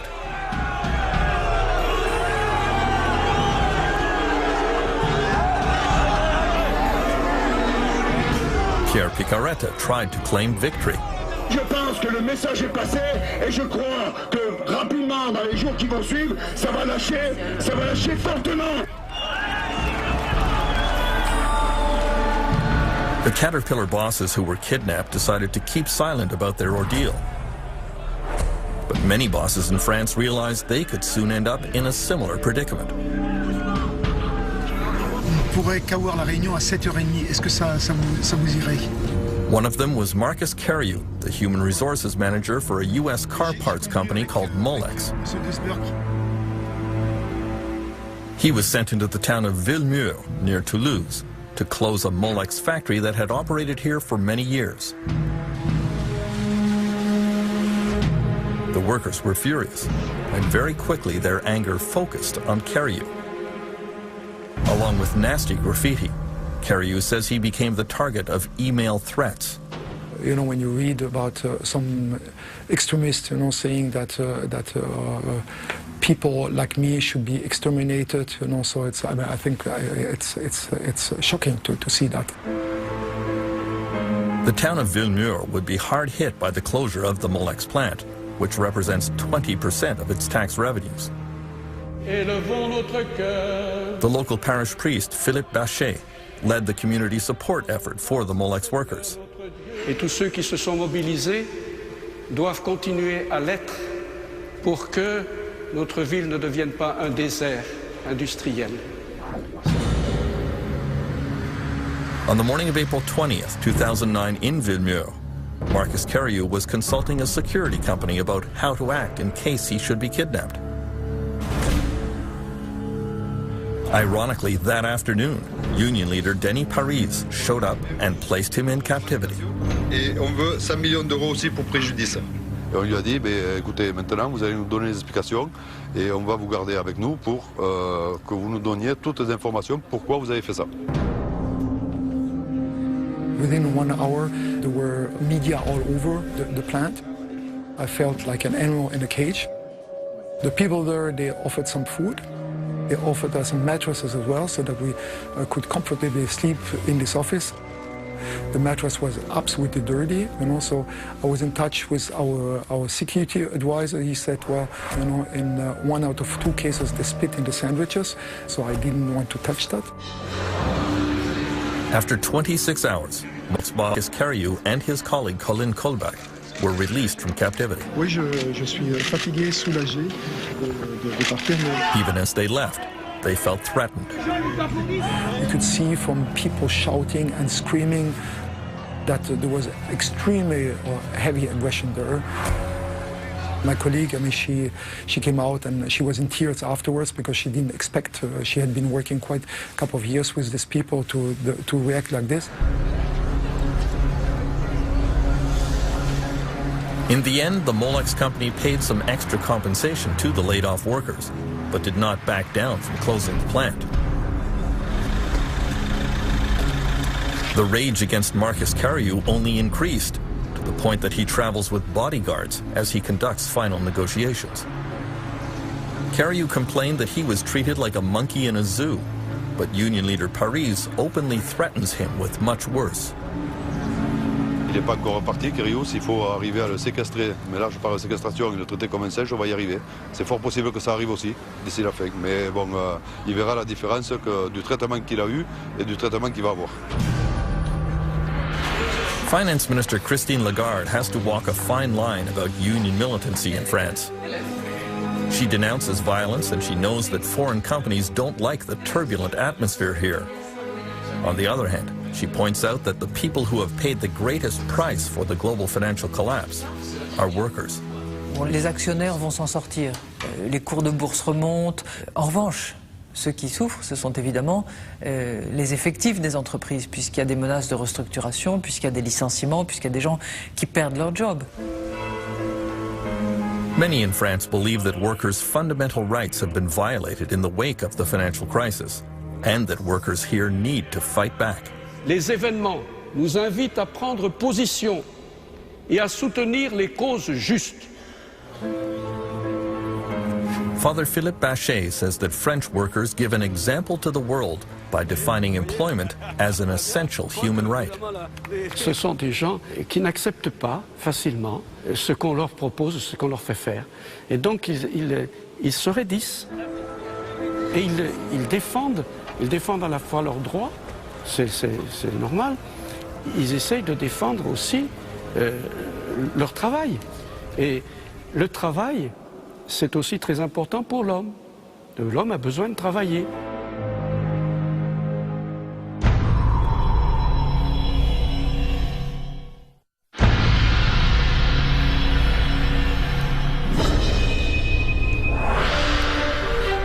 Iceland was a microcosm of everything that went wrong during the global financial crisis.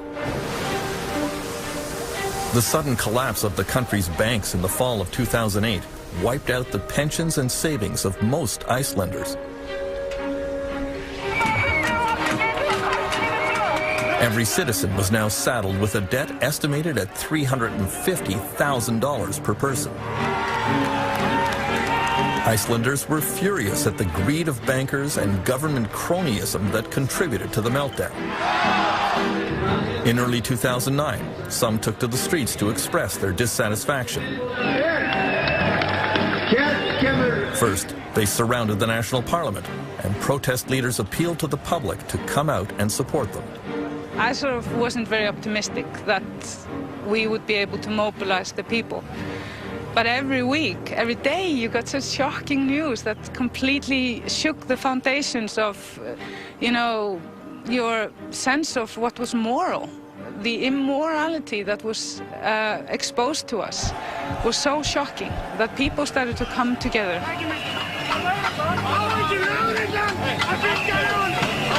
The Reykjavik police moved into position to protect the parliament.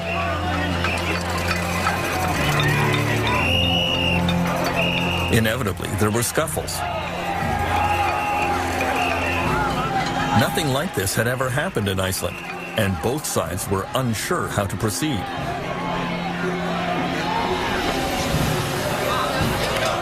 On January 21st, the anger focused on Icelandic Prime Minister Geir Haarde. His car was surrounded and pelted with eggs and garbage. He was shaken by the incident, especially because it came shortly after a difficult visit to his doctor. When people were attacking my car, I had gotten the diagnosis the night before that I had cancer. So all of this in my memory is very, very vivid. I can understand why people were angry, particularly those who had lost money, who had lost their jobs. There was a crisis that nobody had really expected, of enormous proportions. Icelandic poet and singer Hordur Torfason was the main protest leader. I said to the people, we are all angry, but use your anger as a positive force. Don't destroy, don't use violence, don't attack people, don't go to the homes of the politicians, because that's private. We can never use anger to destroy.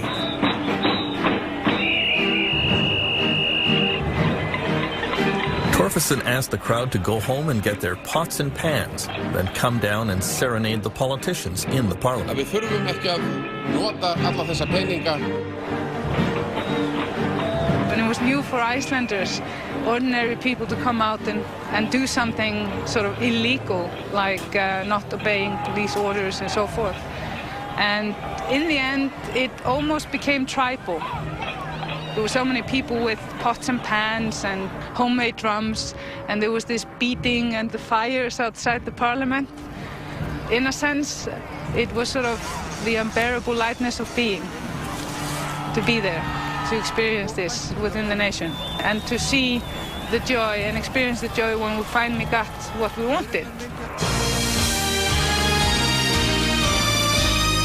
On January 23rd, Icelandic Prime Minister Geir Haarde addressed his countrymen on national television and announced that he was resigning due to illness. Og velja sér nýjan formann sem leiða mun flokkinn í næstu kosningum. Takk fyrir. His governing coalition fell apart. National elections were called. The new government in Iceland was left to clean up the incredible mess left by the bankers and politicians who preceded them. Og í dag yfirgefur Steingrímur Sigfússon became the new finance minister. Obviously, the international crises are hitting a lot of countries, but in Iceland it's probably more painful than almost anywhere else, because things were taking to such extremes in Iceland. This neoliberal privatization experiment that was driven forward by greed and bad practices in business had a terrible ending, and now we are paying the price. And like usually, it's not the people that caused the problem that have to tidy up afterwards. Many Icelanders feel they are living in the ruins of a collapsed society. Every night, Reykjavik police see the symptoms, like an upswing in domestic violence.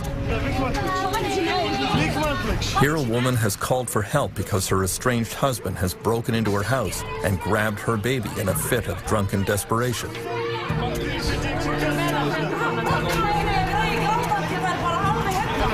The police calmly talk the unemployed man into giving up without a fight. Constable Stefan Einarsson says police here are sympathetic with people who become despondent after they lose their jobs. We're just people like everybody else. We have mortgages and car payments we have to make. So we're in the same situation as everyone else.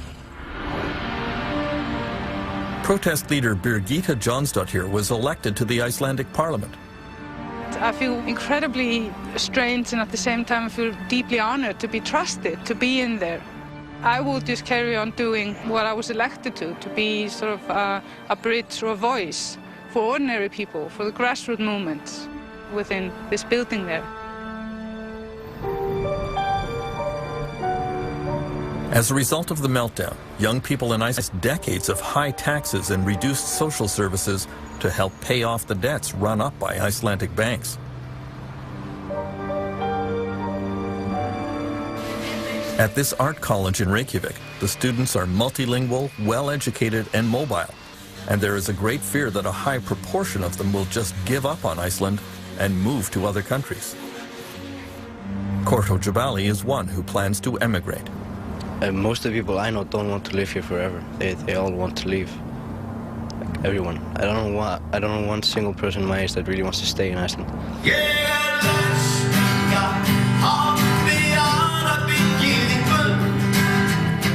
Icelandic protest leader Hordur Torfason has resumed his career as a performer.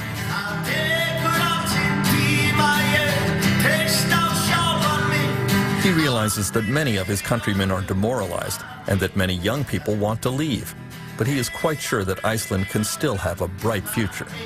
I think many of these people, if they go away and they look around in the world and they start revaluing or seeing what really they will come back. I travel the world, I've seen so many things that's I think this society is a very good one, and we have the opportunity to build it up. And I see signs of this beginning. People are really standing together and helping each other.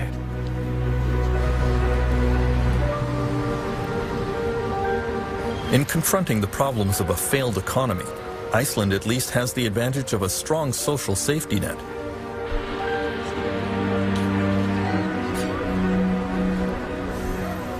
The situation is much more difficult in what is being called the Western world's most surprising failed state, California.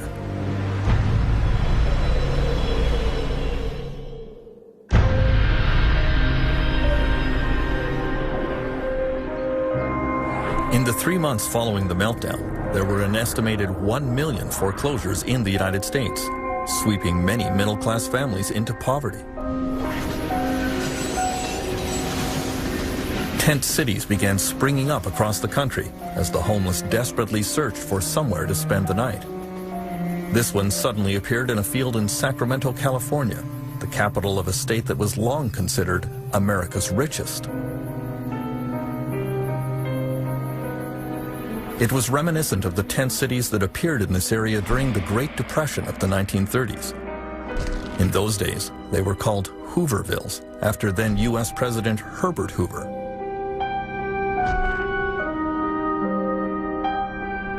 Back then, homeless people camped along the banks of the Sacramento River at the edge of town. And again today, the homeless have pitched their tents in the exact same spot. It is a dangerous place because the river can suddenly overflow its banks and flood the area. Bill Diola says they have tried to camp in safer places in Sacramento, but were chased away. The camping law states that if you're inside the city limits, you cannot pitch a tent for more than 24 hours. You can't camp in one spot for more than 24 hours, even with written permission from the property owner. I'm 2 months homeless. This is all new to me. These guys lead me the way. Municipal officials in Sacramento quickly ordered the big tent cities dispersed and did everything in their power to drive the homeless out of their jurisdiction. Many were arrested or fined.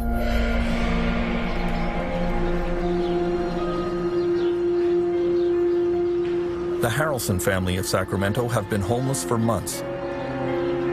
When debt overcame them, they sold their house and tried to move in with relatives, but it didn't work out. They are on bicycles now because they can't afford a car, which is sadly ironic because Francis is a retired auto worker. I worked for General Motors for about 30 years. And I got an early, when they came out with the early retirements, I jumped on it. Thought it was a good deal. Didn't turn out to be. The family has spent some nights camping beside the Sacramento River, which Angelina did not enjoy. I'm a girly girl. I don't like bugs. I don't like dirt. And it gets really cold at night. And then being dark outside and knowing that there's critters around like skunks or raccoons terrifies me.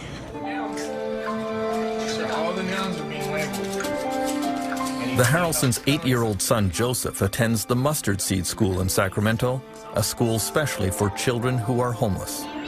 We do recess and we go in and we eat breakfast there and we do a journal and DOL. And after the afternoon we do math or science, just fun stuff to do. After the global financial collapse knocked so many families out of their houses and down below the poverty line, there are now over 1.5 million homeless children in the United States. This school is privately funded by a charity called Loaves and Fishes. It's not uncommon when the kids first come, you know, we have sack lunches that groups in the community have fixed for the kids. And a child will be eating her lunch and the teachers will notice that she's hiding food. And when asked, that little girl will say, well, it's for my mother. I know she's going to be hungry. And for a child to be hiding food to take care of her hungry mother is not the way things should be. What is this? I have no idea. There's times where he gets really frustrated at us and he'll tell us, why can't you just give us a home like other normal kids? I want my own room back. It breaks my heart when he gets frustrated like that. It really breaks my heart to have to sit there and tell him, you know, I'm sorry.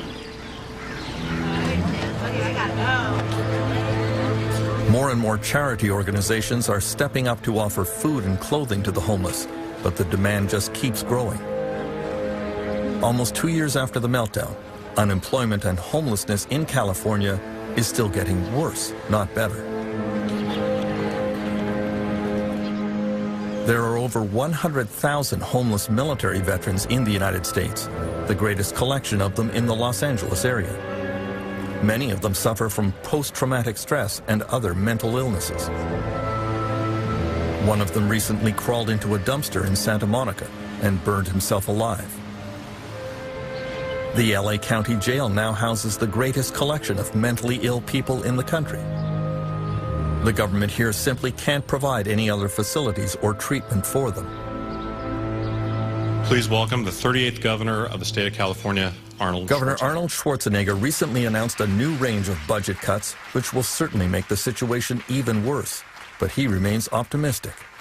The power of California's innovators and entrepreneurs is still strong. We are still the shining city on the hill.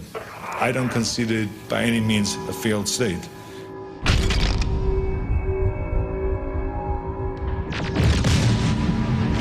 Many of the governor's critics say he's turning California into a wasteland that resembles his famous Terminator movies. He doesn't see it.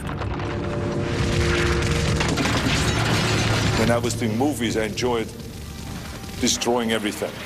I mean, I loved blowing up buildings and loved destroying cars and wiping out people and all those kind of things. So by the time the landscape was there, it was just everything was burning and everything was a wreck. But now when you turn on the news, you see the same thing when they talk about the economy. But the reality of it is it's not that bad. It is bad. We did go down with the economy, but we're going to be okay in California. This debate is turning into a bit of a family feud for Republican Governor Schwarzenegger. He's married to Maria Shriver, whose family has long been associated with the Democratic Party. His brother-in-law, Bobby Shriver, is now the mayor of Santa Monica. He thinks California is a failed state. The optimistic side of the argument is the state's failed. Something radical needs to happen. The non-optimistic side, to me anyway, is look, everything's going to be okay. when in fact, it's not okay now, it's getting worse, and it could get a lot worse.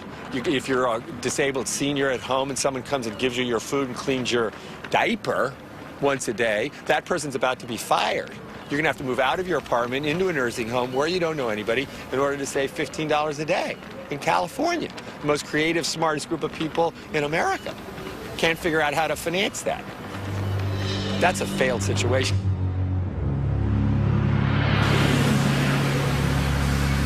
This is absolutely outrageous. Many people believe that Canada was largely spared by the global financial crisis. The people of Windsor, Ontario, don't feel that way.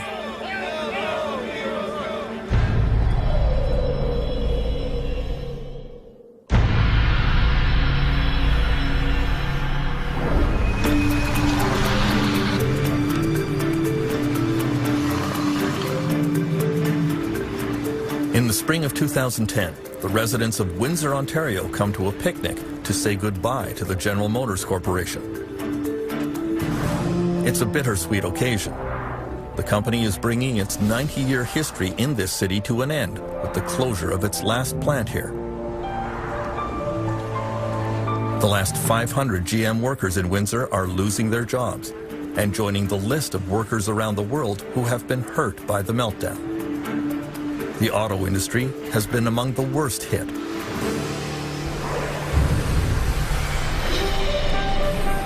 At its height, General Motors employed 7,000 workers in Windsor.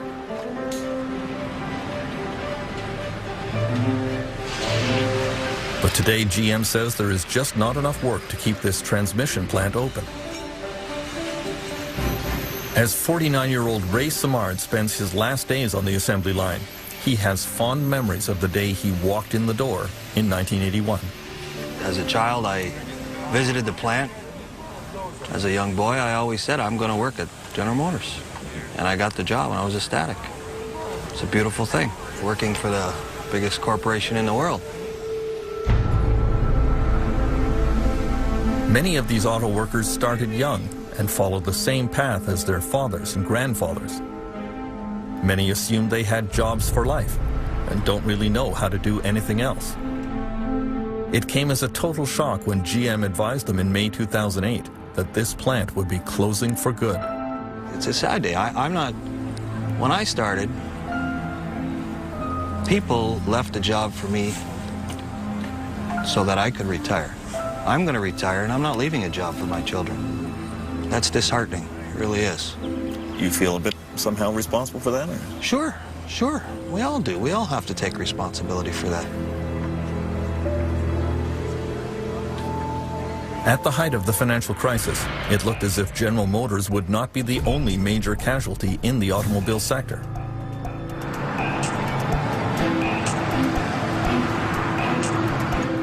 Chrysler was headed for bankruptcy as well. The Chrysler minivan plant in Windsor employs over 4,300 workers. Canadian federal and provincial politicians were summoned to an emergency meeting at Chrysler headquarters in Detroit.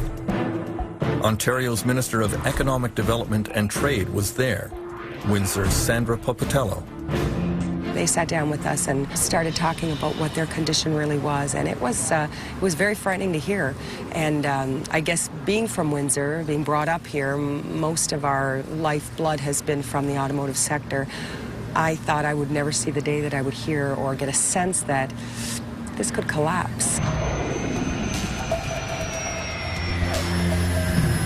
At the height of the 2008 crisis, executives from the big three U.S. auto companies came to Washington to ask for a massive government bailout. Famously, they all arrived in private corporate jets. There was a wave of revulsion from politicians and workers. Who do you think you are? You're asking for $50 billion and you fly in on a corporate jet? Those are our profits as well. As workers, every worker, I know at our plant they said, you got to be kidding me. The U.S. government came up with the bailout money, and Canada quickly followed suit. Canadian Finance Minister Jim Flaherty is the Member of Parliament for Oshawa, another riding that depends on the automotive sector. discussions have taken place about this. He points out that there were many jobs at stake in Canada beyond those at the big three U.S. car companies. The fundamental challenge was this: were we going to be in the auto business or not? And the big driver, from my point of view, was the fact that we have three of the largest global parts companies in the world, in Canada. And that's where most of the technological innovation is. So we lose Chrysler, we lose General Motors, they continue in the United States and Europe and elsewhere, we're going to lose those parts companies too, because they'll have to follow them. This is absolutely outrageous. One group of workers in Windsor decided to fight back against their plant closing. The incident came at the Aradco car parts plant, which manufactured stamped metal components for Chrysler. In March 2009, workers were called on a Monday night and told to stay home. The American-owned plant was shutting down. Aradco workers realized that their management was trying to sell all the equipment and sneak off without paying any kind of settlement to employees, some of whom had worked for decades and were owed $30,000 or $40,000. Not today, motherfucker! Go home! They decided to stop trucks that were arriving to empty out the plant.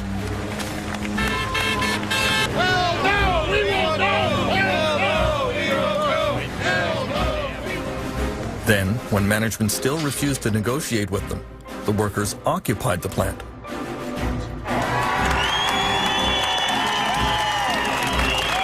it pathetic when our guys have got to go to this length? We got to stand in a building and take over a building to get our point across. Among the union leaders standing on the roof was Jerry Farnham. Some of the workers here have decided to take over the plant. That's the only thing they have in order to try to get the monies that are owing to them. Sir, they have the right to refuse your entry. Okay, that's what they're doing. The battle moved on to a downtown hotel where Aradco's parent company was trying to hold an auction to sell off the equipment inside the plant. Keep going, follow my road, guys. The workers were able to mobilize to disrupt the proceedings. There were a few tense moments until the police finally intervened. I assure you and I guarantee you that there will be no auction today. That's my promise.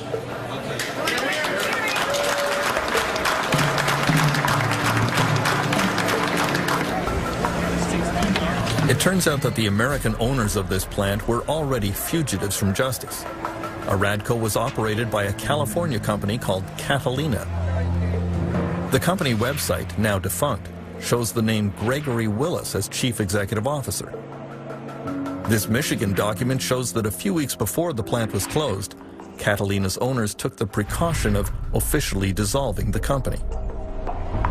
The same owners had played the same game in 2006 in France. There as well, the plant was closed, the workers occupied it, but in France the owners were tried and convicted of breaking French law. In Windsor, union leader Jerry Farnham says that Canada has similar laws, but they are not enforced. Our government doesn't have the balls to step up to the plate and go after what's rightfully owed to the workers. And the reality of the day, this part here really pisses me off because of the fact that the government has laws in place, but they're not being enacted on at all. These guys are heroes. In the end, Chrysler stepped in and paid the workers about a quarter of what they were owed, and so the Aradco occupation ended. Unfortunately, only a handful of them have been able to find work in other plants. This is a nice truck, eh? Did you see For that? Ray Samard, forcibly retired from GM at age 49, the future looks a little scary. He realizes that he is unlikely to find a new career that pays anything like the auto industry, but he is ready to make the best of it. I still have young children that I need to put through university, so there will be a change in my work employment. I'm not sure exactly what door is going to open for me yet. I'm still, my dad was a carpenter, and I may have to pick up my tool belt again. That's a possibility. The most devastating effects of the financial collapse are being felt in the countries that flew the highest during the global real estate boom. In Spain and in Dubai.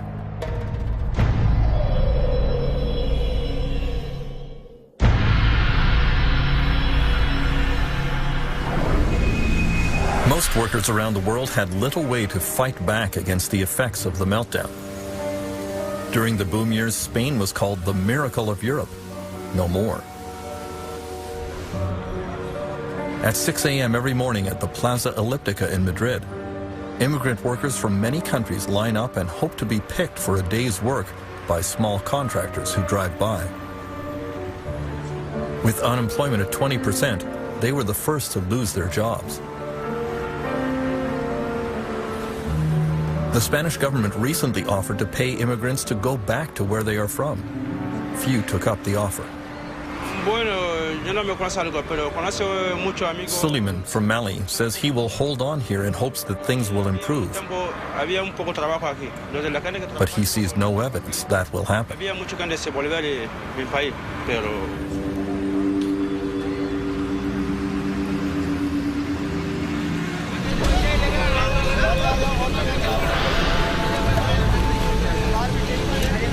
The real estate crash in Dubai has been even worse for the army of construction workers who came here from India and Pakistan and all over South Asia. They are paid on average $3 a day. Many of them have been thrown out of work. Many have not been paid for months. There were 200,000 laborers at once here. And the practice is such that if you want to come to Dubai as a laborer, you just don't apply. You actually go to your home city in Bangladesh or somewhere in Karachi and pay a middleman money. So you're buying yourself a visa, okay?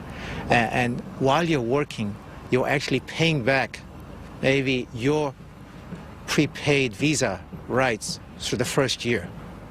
So imagine if those guys didn't get paid for 2 or 3 months.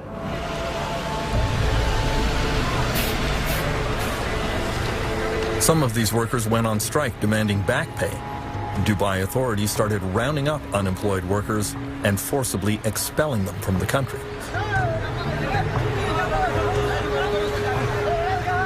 For many, it is unclear whether it is worse to stay or to go home. Because many of them had to take on debt in their home country in order to get to Dubai, to pay for their visas and sponsorship, they're actually going to go home either at a loss or, in the worst case, indebted to money sharks in their home country. So in many ways, they're the biggest losers of the Dubai crisis. As the grim toll of the financial crisis continues to mount around the world, many governments are looking for the true causes of the meltdown. In many cases, what they are finding is criminal. The search for the causes of the global financial meltdown has led to some evidence of fraud and corruption. In the City, the financial district of London, England, during the boom, the wild partying and flaunted excess of the banking world became legendary. Then a deep throat appeared, someone who was telling tales out of school that could get everyone in trouble.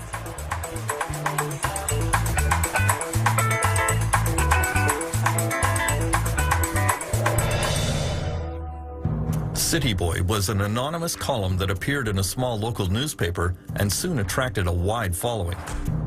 Eventually, City Boy was revealed to be the 35-year-old extremely successful investment banker, Geraint Anderson. I would focus on false rumors, I'd focus on drugs and strip joints, sexism, racism. I would tend to focus on the less salubrious sides of the city because I wanted people to, well, I suppose those are the things that were causing me stress and grief and making me feel rather dubious about my job, and so I wanted to just really go into the confessional and tell everyone about it. City Boy's revelations included what he saw as widespread immoral and even criminal behavior in London's financial world. He says traders would regularly conspire to circulate false rumors about a company in order to drive its stock price up or down, depending on the bets they had placed. He says that every day traders were feeding each other inside information that would allow them to illegally profit from deals. And that mentality was all pervasive. Insider trading, the spreading of false rumors, was becoming more and more prevalent. It was basically genuinely a Wild West casino. It was a get-rich-quick, the good times are going to stop rolling at any minute. We've got to make our money. And I found it quite disgusting in a way. I had a very religious background. My grandparents are missionaries. My father was a Labour MP. I was a hippie. What the hell was I doing in this world? The low-level fraud revealed in Britain was nothing compared to the behavior discovered at senior corporate levels in America.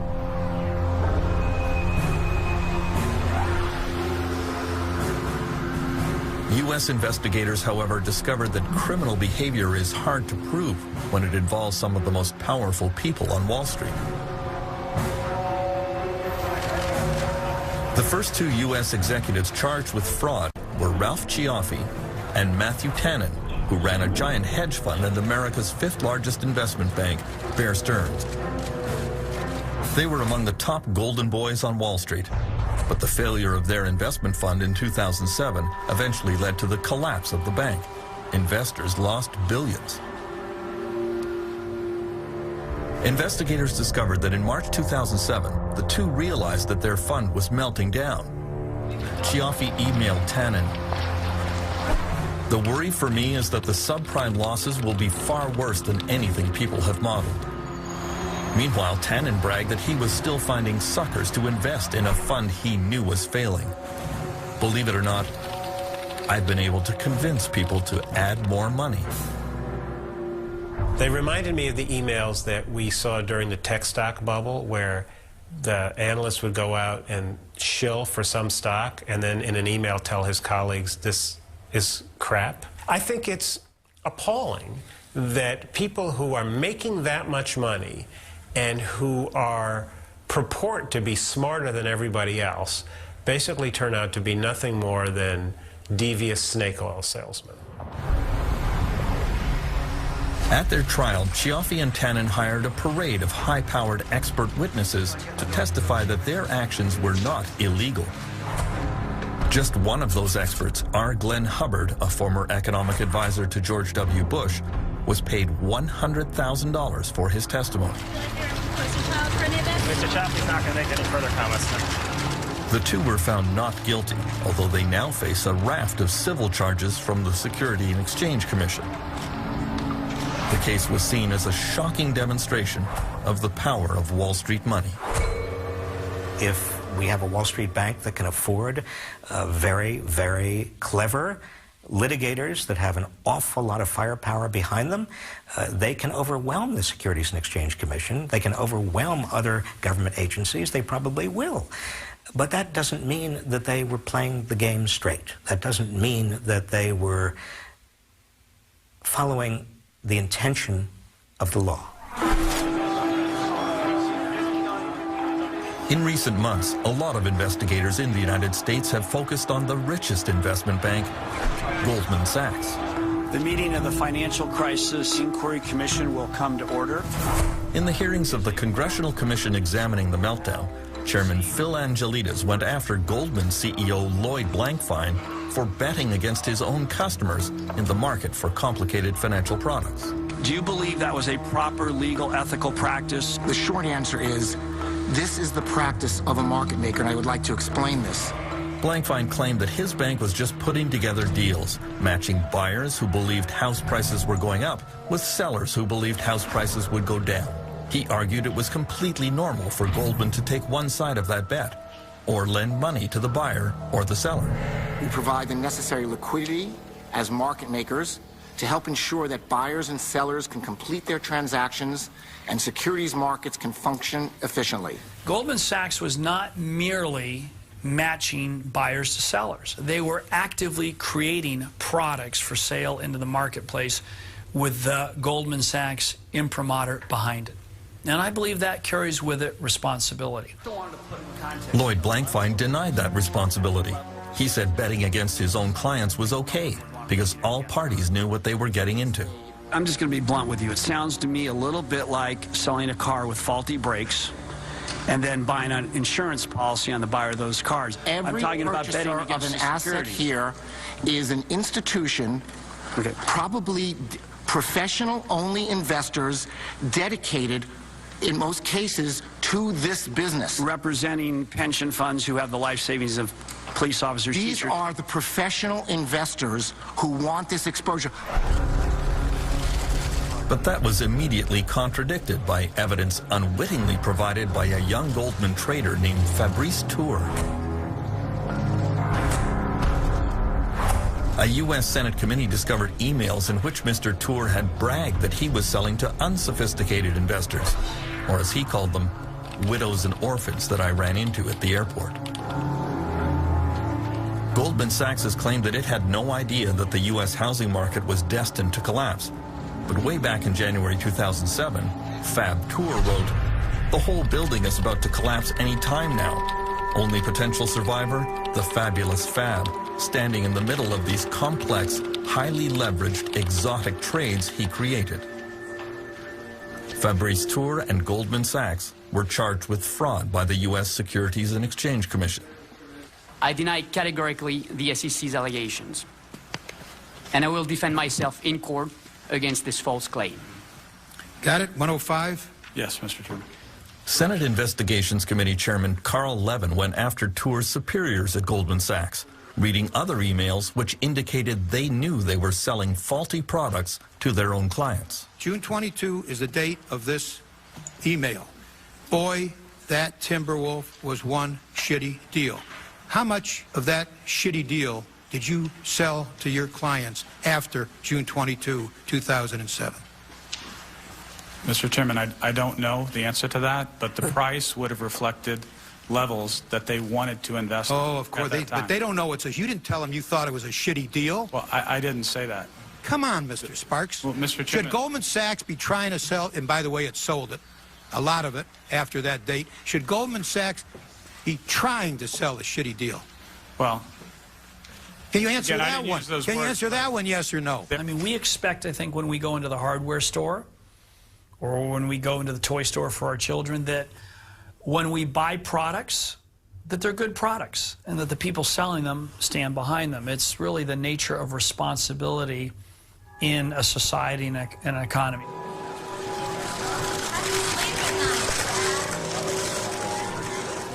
Goldman Sachs eventually settled its fraud case by paying an unprecedented $550 million fine. But several members of the U.S. Congress sent this letter to the Department of Justice, officially requesting a criminal investigation of Goldman and its senior executives. One of the reasons I'm interested in criminal proceedings is because you can go after their bank accounts.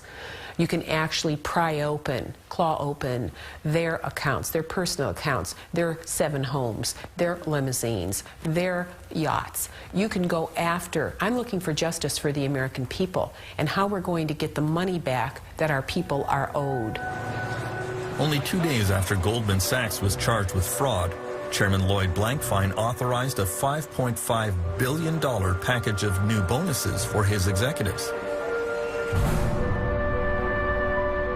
That was somewhat galling to members of Congress who had seen the company benefit to the tune of several $100 billion from the U.S. government bailout. Goldman Sachs was not a normal bank. It was a speculator in the market.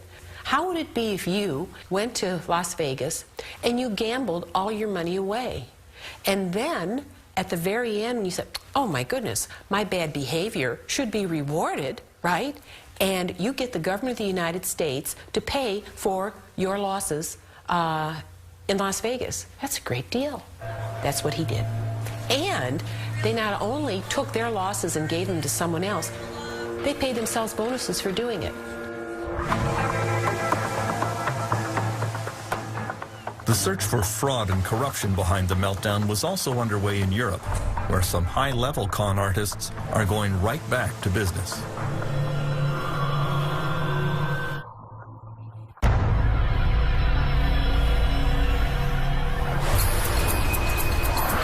In the boom years, Spain was widely referred to as the miracle of Europe. There were more houses built here than France, Germany, and several other European countries combined. But now we know there was a great deal of greed and corruption beneath the surface. Among the brightest stars of the real estate boom here was Francisco Hernando, a true Spanish success story. He lived a flamboyant lifestyle, surrounded by his motorcycle racing team, his corporate jets, and his private yacht.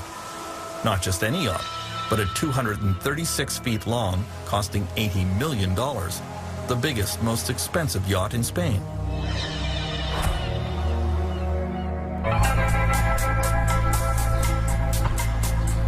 In 2004, Francisco Hernando built what was supposed to be his crowning glory near the town of Cesena, 1 hour south of Madrid, a giant condominium development the size of a small city. There were 89 buildings containing 13,000 apartments. The project was approved in record time. His town would bear his personal imprint, a community garden named after his wife, Maria Odena. And near the entrance, a 20-foot statue of his parents. He hecho la fiesta para mí, para los que me han comprado los pisos, los que han confiado en mí. At the gala unveiling of the project, Hernando was treated like a rock star by the Spanish media. Then a young reporter started to examine the story more closely. Everyone was saying, wow, that's great, that's wonderful, he's a self-made man. The problem is, when you dig deeper into the story, you discover that the project was approved in record time with no provision for things like water, roads, health facilities, all things that should be provided for families living there. It wasn't normal to see it approved with all these shortcomings. Alejandro Ramon soon discovered that the Cesena project had been arranged with massive bribes to the mayor of the nearby town. The mayor was arrested. Journalists investigating Francisco Hernando's previous projects found a similar trail of corruption and bribery. He did not welcome this new brand of media attention. Today, Hernando's showcase development of Cesena is a ghost town. Without all the proper hookups for water and sewage, very few people could actually move in. There is just one empty building after another, connected by deserted streets. Because of the meltdown, the market for condominiums has collapsed. Francisco Hernando has evaded prosecution because Spanish police have not yet been able to prove that he was the source of all the bribes. In a fit of pique, he announced that he's taking his business out of Spain and moving to Equatorial Guinea, where he is already involved in another scandal. We've seen this guy do the same thing over and over now in different countries. I don't know if this guy knows how to do it any other way. Maybe that's just how he does things. Over the last 2 years, criminal investigations in Spain have resulted in dozens of arrests. In the city of Marbella, almost the entire town council stands accused of accepting bribes from real estate developers.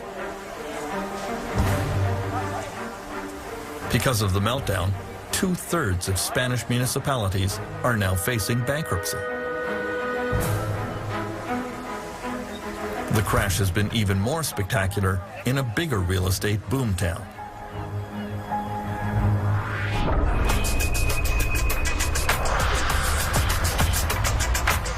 In the years before the meltdown, Dubai had the biggest real estate bonanza in the world.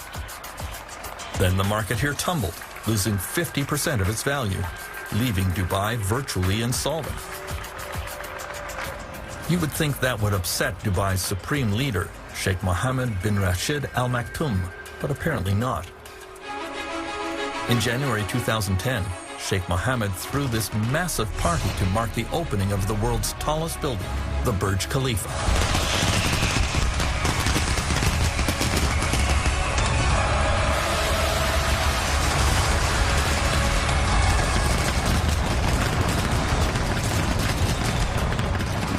Sheikh Mohammed calls himself Dubai's CEO. He always claimed that he ran his government according to strict business principles, but now many are quietly questioning his judgment and his leadership. Well, I think when you portray yourself as the CEO of Dubai Inc., if a company goes bust and disgraces itself and leaves a lot of people indebted, normally in order any restructuring, the CEO has to be replaced. The problem in a traditional monarchy or an autocracy in this case is that the CEO remains. Government and business officials in Dubai have followed the Sheikh's lead. At the top of the Burj Tower on the day it opened, excited that all of you are the first group of people to actually come to the Burj at the top. Dubai's leading developer tried to portray the Dubai real estate crash as a good thing. Maybe values are changing, and that's good because the city at one point got to be too expensive. So I think that's good for the customers and that's good for the city. Moving through Dubai, you encounter a lot of evidence that things are not quite as rosy as the leadership pretends. This brand new $8 billion transit system was built by Japanese companies, but now the Dubai government can't pay for it. The Japanese are being offered a few cents on the dollar over a period of many years.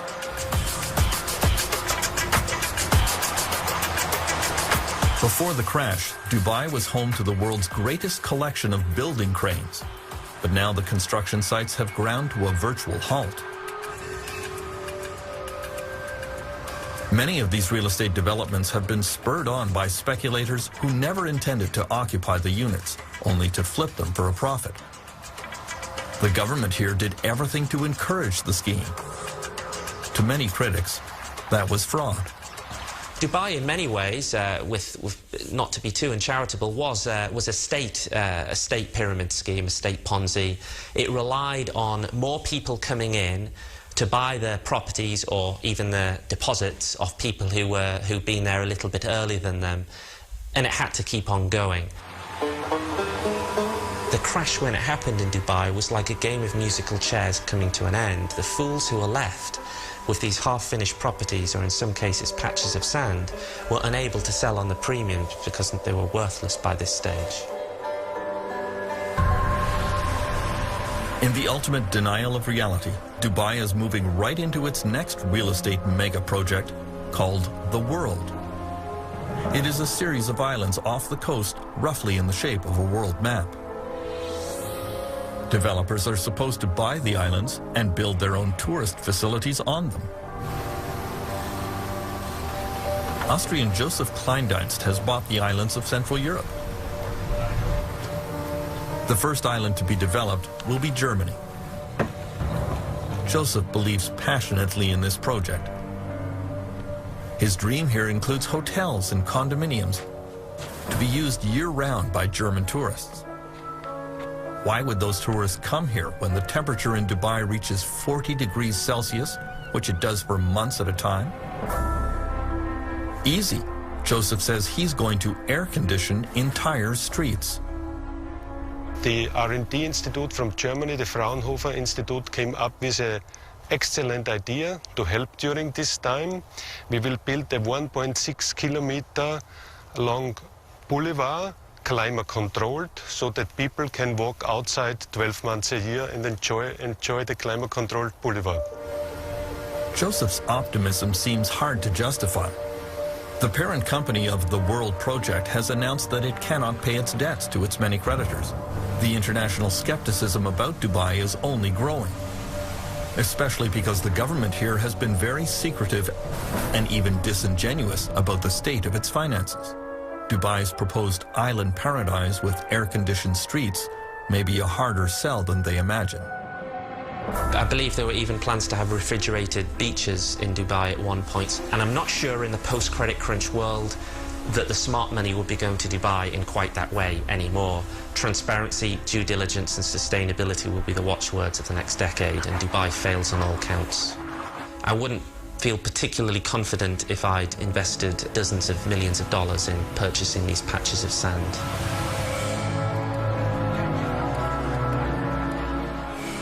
While Sheikh Mohammed tries to pretend that the meltdown never happened, other world leaders are trying to get to the root of the problem.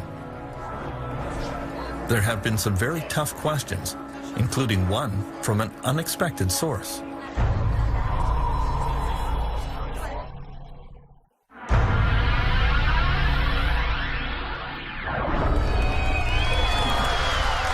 Queen Elizabeth has lived through the Great Depression, World War, and numerous financial collapses, but she found the 2008 meltdown especially troubling. A few weeks after the crash, she decided to make her first ever visit to the London School of Economics. For a few minutes, she made polite conversation with her hosts and then surprised them with a tough question about the financial crisis. If they were all so smart, why did nobody notice it coming? The staff at the LSE were somewhat flummoxed by the question and eventually wrote to the Queen that it was a failure of imagination. Martin Wolf of the Financial Times of London, considered one of the foremost economic minds in Britain, has a more intriguing answer. You will never foresee these things because the system is ultimately just too complicated for anybody really to understand. The economy is an extremely complex adaptive system. And in fact, I think it is the most complex system we know. It has the complexity of billions of people engaged, producing billions of products over time and space. And they are people, and because they're people, they are subject to all the emotions of human beings, both euphoria and panic and all the rest of it, collectively and individually. Such a system will generate very complicated phenomena, and it will often be very, very difficult to interpret them. The United States government is also searching for what went wrong. There is general agreement that it was a major failure of the U.S. regulatory system, starting with the SEC, the Securities and Exchange Commission. The SEC was asleep at the switch. The Federal Deposit Insurance Corporation, for much of the time, was asleep at the switch. The Treasury, for much of the time, was asleep at the switch. But the drowsiness was all induced by this very, very powerful opiate called market fundamentalism. The idea that markets were basically perfect. They could do no wrong, that investors were smart, that smart investors would make all the inquiries they needed to make, that information was relatively and easily available to everyone, that therefore there could not be any problem. In Britain, the government regulator is the Financial Services Authority, which didn't do much better. They seemed easily foiled by legions of avaricious young smart alecks. Basically, the attitude to politicians and regulators is hands off, we'll do our own thing, and of course what we're trying to say there is let us abuse a system that is open to abuse so we can make vast amounts of money, and please don't hassle us. The interesting thing is that when the good times are rolling, we say hands off, don't regulate us, stop having any involvement with us. And then as soon as we get in trouble, we come cap in hand and saying, actually, can you sort us out? So it's a heads I win, tails you lose, or as many people in Britain have said, we privatise the profits of the banks to a select few, idiots like me, and we nationalise the losses to everyone, the idiots out there, the civilians. French Finance Minister Christine Lagarde is playing a key role in the search for effective new financial regulations. You hear privately from businessmen a lot. Governments can pass any regulation they want. We will always be able to outsmart governments and politicians in particular. Thieves and cops. Oui, c'est ça. C'est le gendarme et le voleur. C'est dans la nature humaine que d'essayer de contourner les obstacles. Quand on est un petit enfant et qu'on vous donne un interdit, vous essayez de voir comment vous pouvez passer à travers. Là, c'est la même chose. Le gouvernement fixe des règles et le monde des affaires se dit, bon, voilà les règles, voilà, il faudrait que je paye beaucoup de conseillers, de fiscalistes, d'avocats, de management en consultant, etc. Pour contourner les obstacles. Il faut constamment être en outsmarting each other. Donc il faut constamment anticiper la manière dont l'autre va essayer de contourner la règle pour améliorer la règle. Donc on est en travail permanent. In the United States, the quest for new financial regulations has been swayed by the deep pockets of Wall Street bankers. This is There was real anger at the banks after the meltdown and widespread demand to hold Wall Street accountable. We know the financial industry is spending $1.4 million a day right here on K Street to kill legislation up on Capitol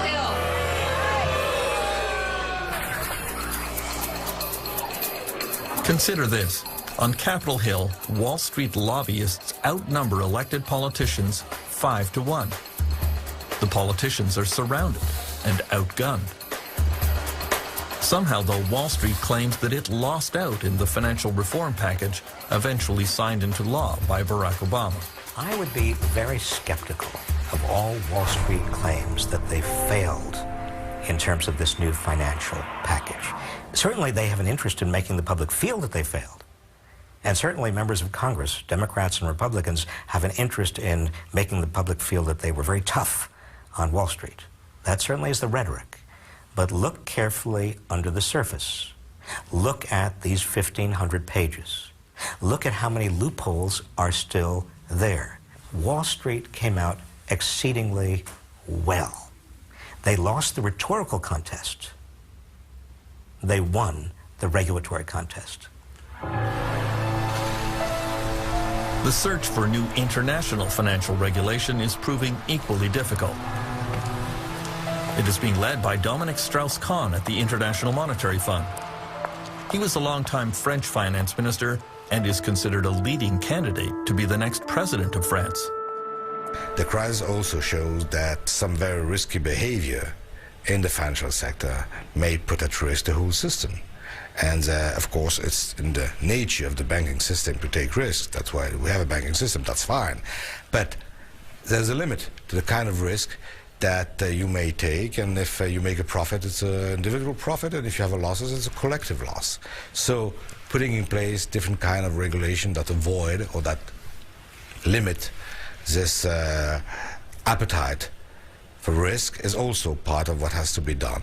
And if we don't do anything of this, then of course means that we didn't learn anything from the crisis, and I can't imagine it will be the right attitude.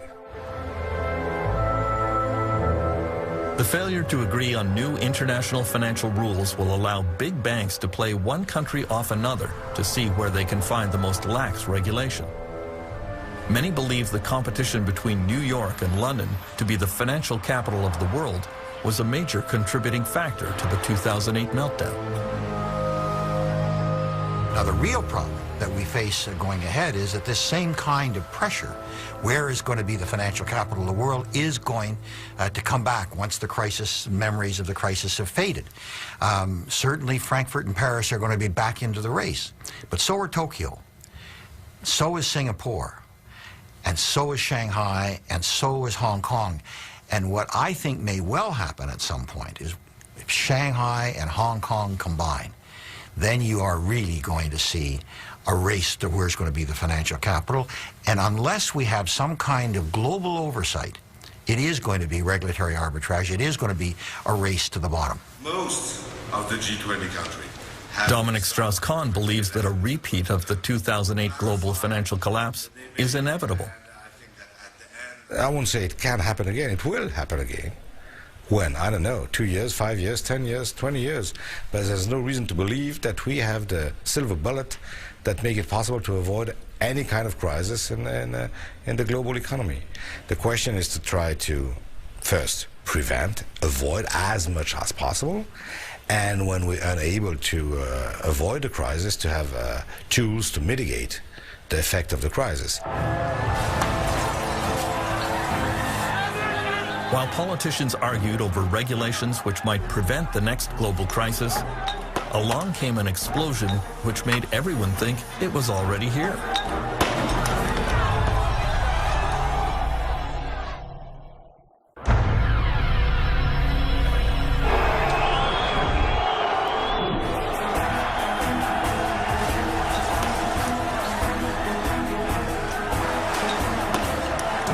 In the spring of 2010, it looked as if the next global financial crisis was already starting.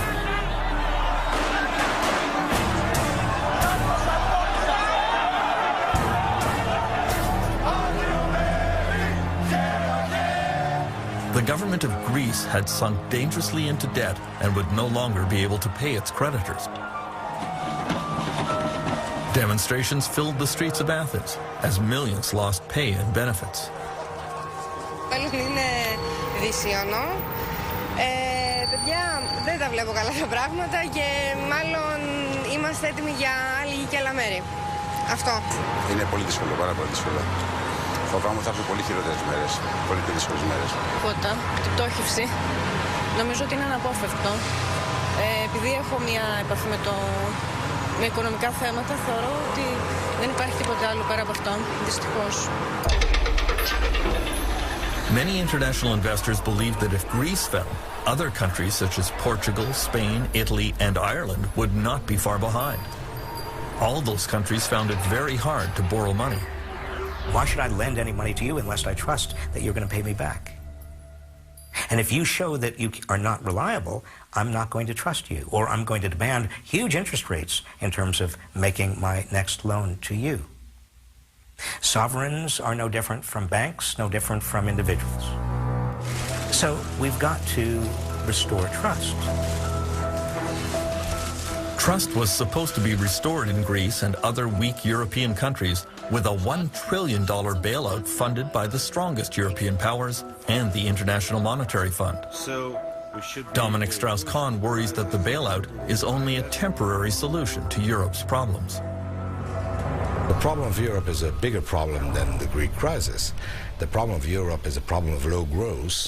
The problem of Europe is the fact that there's almost no increase in productivity, and that there's this huge set of countries accounting for close to 1/3 of the global GDP is just unable to, in the recovery, to take advantage of the recovery. So far, the recovery in most parts of the world has been funded by massive government spending. This was the way to quickly create jobs in everything from construction to engineering, and thus alleviate the unemployment crisis. Now, a lot of people would say you're just putting off the pain for a later date, and indeed we are. What we're doing is those governments are taking on debt to do that, and it's our children and grandchildren who presumably will eventually have to repay that debt in order to finance our little rescue today, which might not work and might only put a day of reckoning off for another couple of years. For some leaders, such as Nicolas Sarkozy of France, the global financial crisis has been a profound shock that radically transformed their view of the world. Sarkozy has always been seen as a right-wing free enterpriser, very much pro-capitalist and pro-American. Then France was rocked by plant closures and labor upheavals. Some workers even kidnapped their bosses and turned to other forms of violence. Il nous faut trouver. In September 2008, Sarkozy gave a speech that astonished his audience. Le laisser-faire, c'est fini. Le marché tout-puissant qui a toujours raison, c'est fini. Je vous l'ai dit, je crois qu'on a tous changé au travers de cette crise. Et en même temps que la bulle immobilière et que la bulle financière s'est dégonflée, ça nous a tous permis de faire un peu un examen de conscience de la création de valeur, de la répartition des ressources, de l'allocation des richesses, de la stratégie des pays les uns à l'égard des autres, de la mesure du bien-être. Je crois que sur tous ces points-là, nous avons tous évolué, le président de la République aussi. Ce sont des principes simples sur lesquels je ne céderai pas. President Sarkozy has asked some of the world's leading economists to come up with new ways of measuring growth and prosperity, to give greater consideration to the environment and quality of life. He wants a rethinking of capitalism. What gets measured gets done. Si vous n'êtes pas capable de mesurer quelque chose, vous ne faites rien, vous n'améliorez rien, puisque vous ne savez pas par rapport à quoi vous vous basez. Donc la mesure des choses est extrêmement importante. Je vous donne un exemple.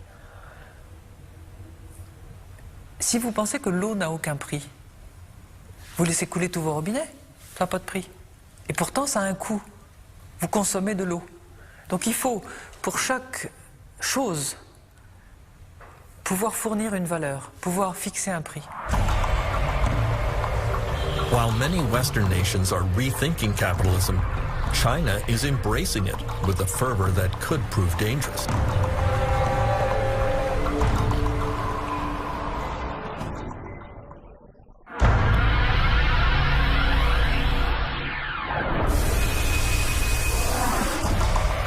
The Chinese economy has been surging ahead in the last few years, and many economists seem to believe that China can become a kind of engine that pulls the world out of recession.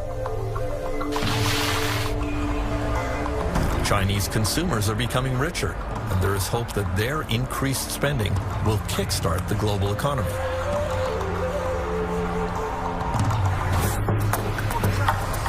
On the other hand, there is widespread concern that the next real estate bubble that will lead to the next global meltdown is already inflating here. In the world's largest municipality, Chongqing, you see the construction of an endless supply of apartments right beside other apartment buildings that are largely unoccupied. Scenes eerily familiar from the real estate bubble which preceded the 2008 meltdown in Dubai and elsewhere.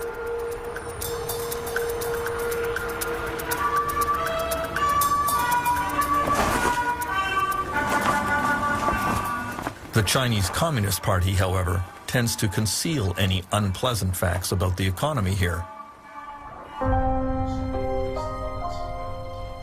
Professor Michael Pettis teaches in the business school at Beijing University. He says China watchers have to resort to odd measures to try to get at the truth about the real estate bubble. A friend of mine in Shanghai came up with a very interesting indirect way of measuring inventory in Shanghai. You know, a couple months ago we had an eclipse of the sun at 10 o'clock in the morning in China time, and it was a total eclipse in Shanghai. So his reasoning was at 10 o'clock in the morning you're supposed to be at work, so all the office lights should be on. And he just rode around the city checking out the office lights. And he said that that's not a very scientific measure, but it led him to feel that there was an awful lot of empty office space. Now there has been a more scientific study in which electricity consumption was closely measured in new office buildings and condominiums. The study confirms an enormous glut of unused office space and estimates that there are 65 million empty apartments in China, all evidence of a very dangerous real estate bubble. In the next few years, China and India are expected to take over some of the top spots among the world's leading economies, which only increases the worry about financial meltdowns starting there. If we're affected by a slowdown in the United States, if we're affected by a slowdown in Europe, what's going to happen when the two economies, 2.5 billion people, China and India, when there's a slowdown there? What's going to happen when a hedge fund fails in India? What's going to happen when there's a mortgage meltdown in China? The effect on the rest of us is going to be enormous. And the time to deal with those kinds of issues is now, before, in fact, it happens. Because if we don't ensure that Chinese banks are transparent, if we don't ensure that the Indian financial industry has a set of regulations that at least live to a minimal world standard, then we're going to be in a mess that's going to make today look like a picnic.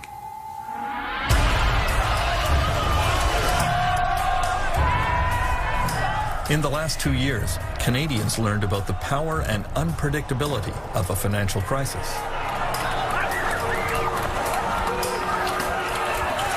Canada has had only a small taste of the wrenching protests and disruption that became the hallmark of the financial collapse around the world. This was the first truly global economic meltdown, where the interconnectedness of the world economy exploded in ways that very few bankers and economists had foreseen. And very few politicians knew how to deal with. History has taught world leaders that major economic crises like the Great Depression go on for years. Just when you think it's over, along comes another relapse. Even though the causes of the 2008 meltdown are now clear, there is no magic formula to stop it from happening again. The world has to start planning for the next crisis, even as we recognize that this one is not over yet.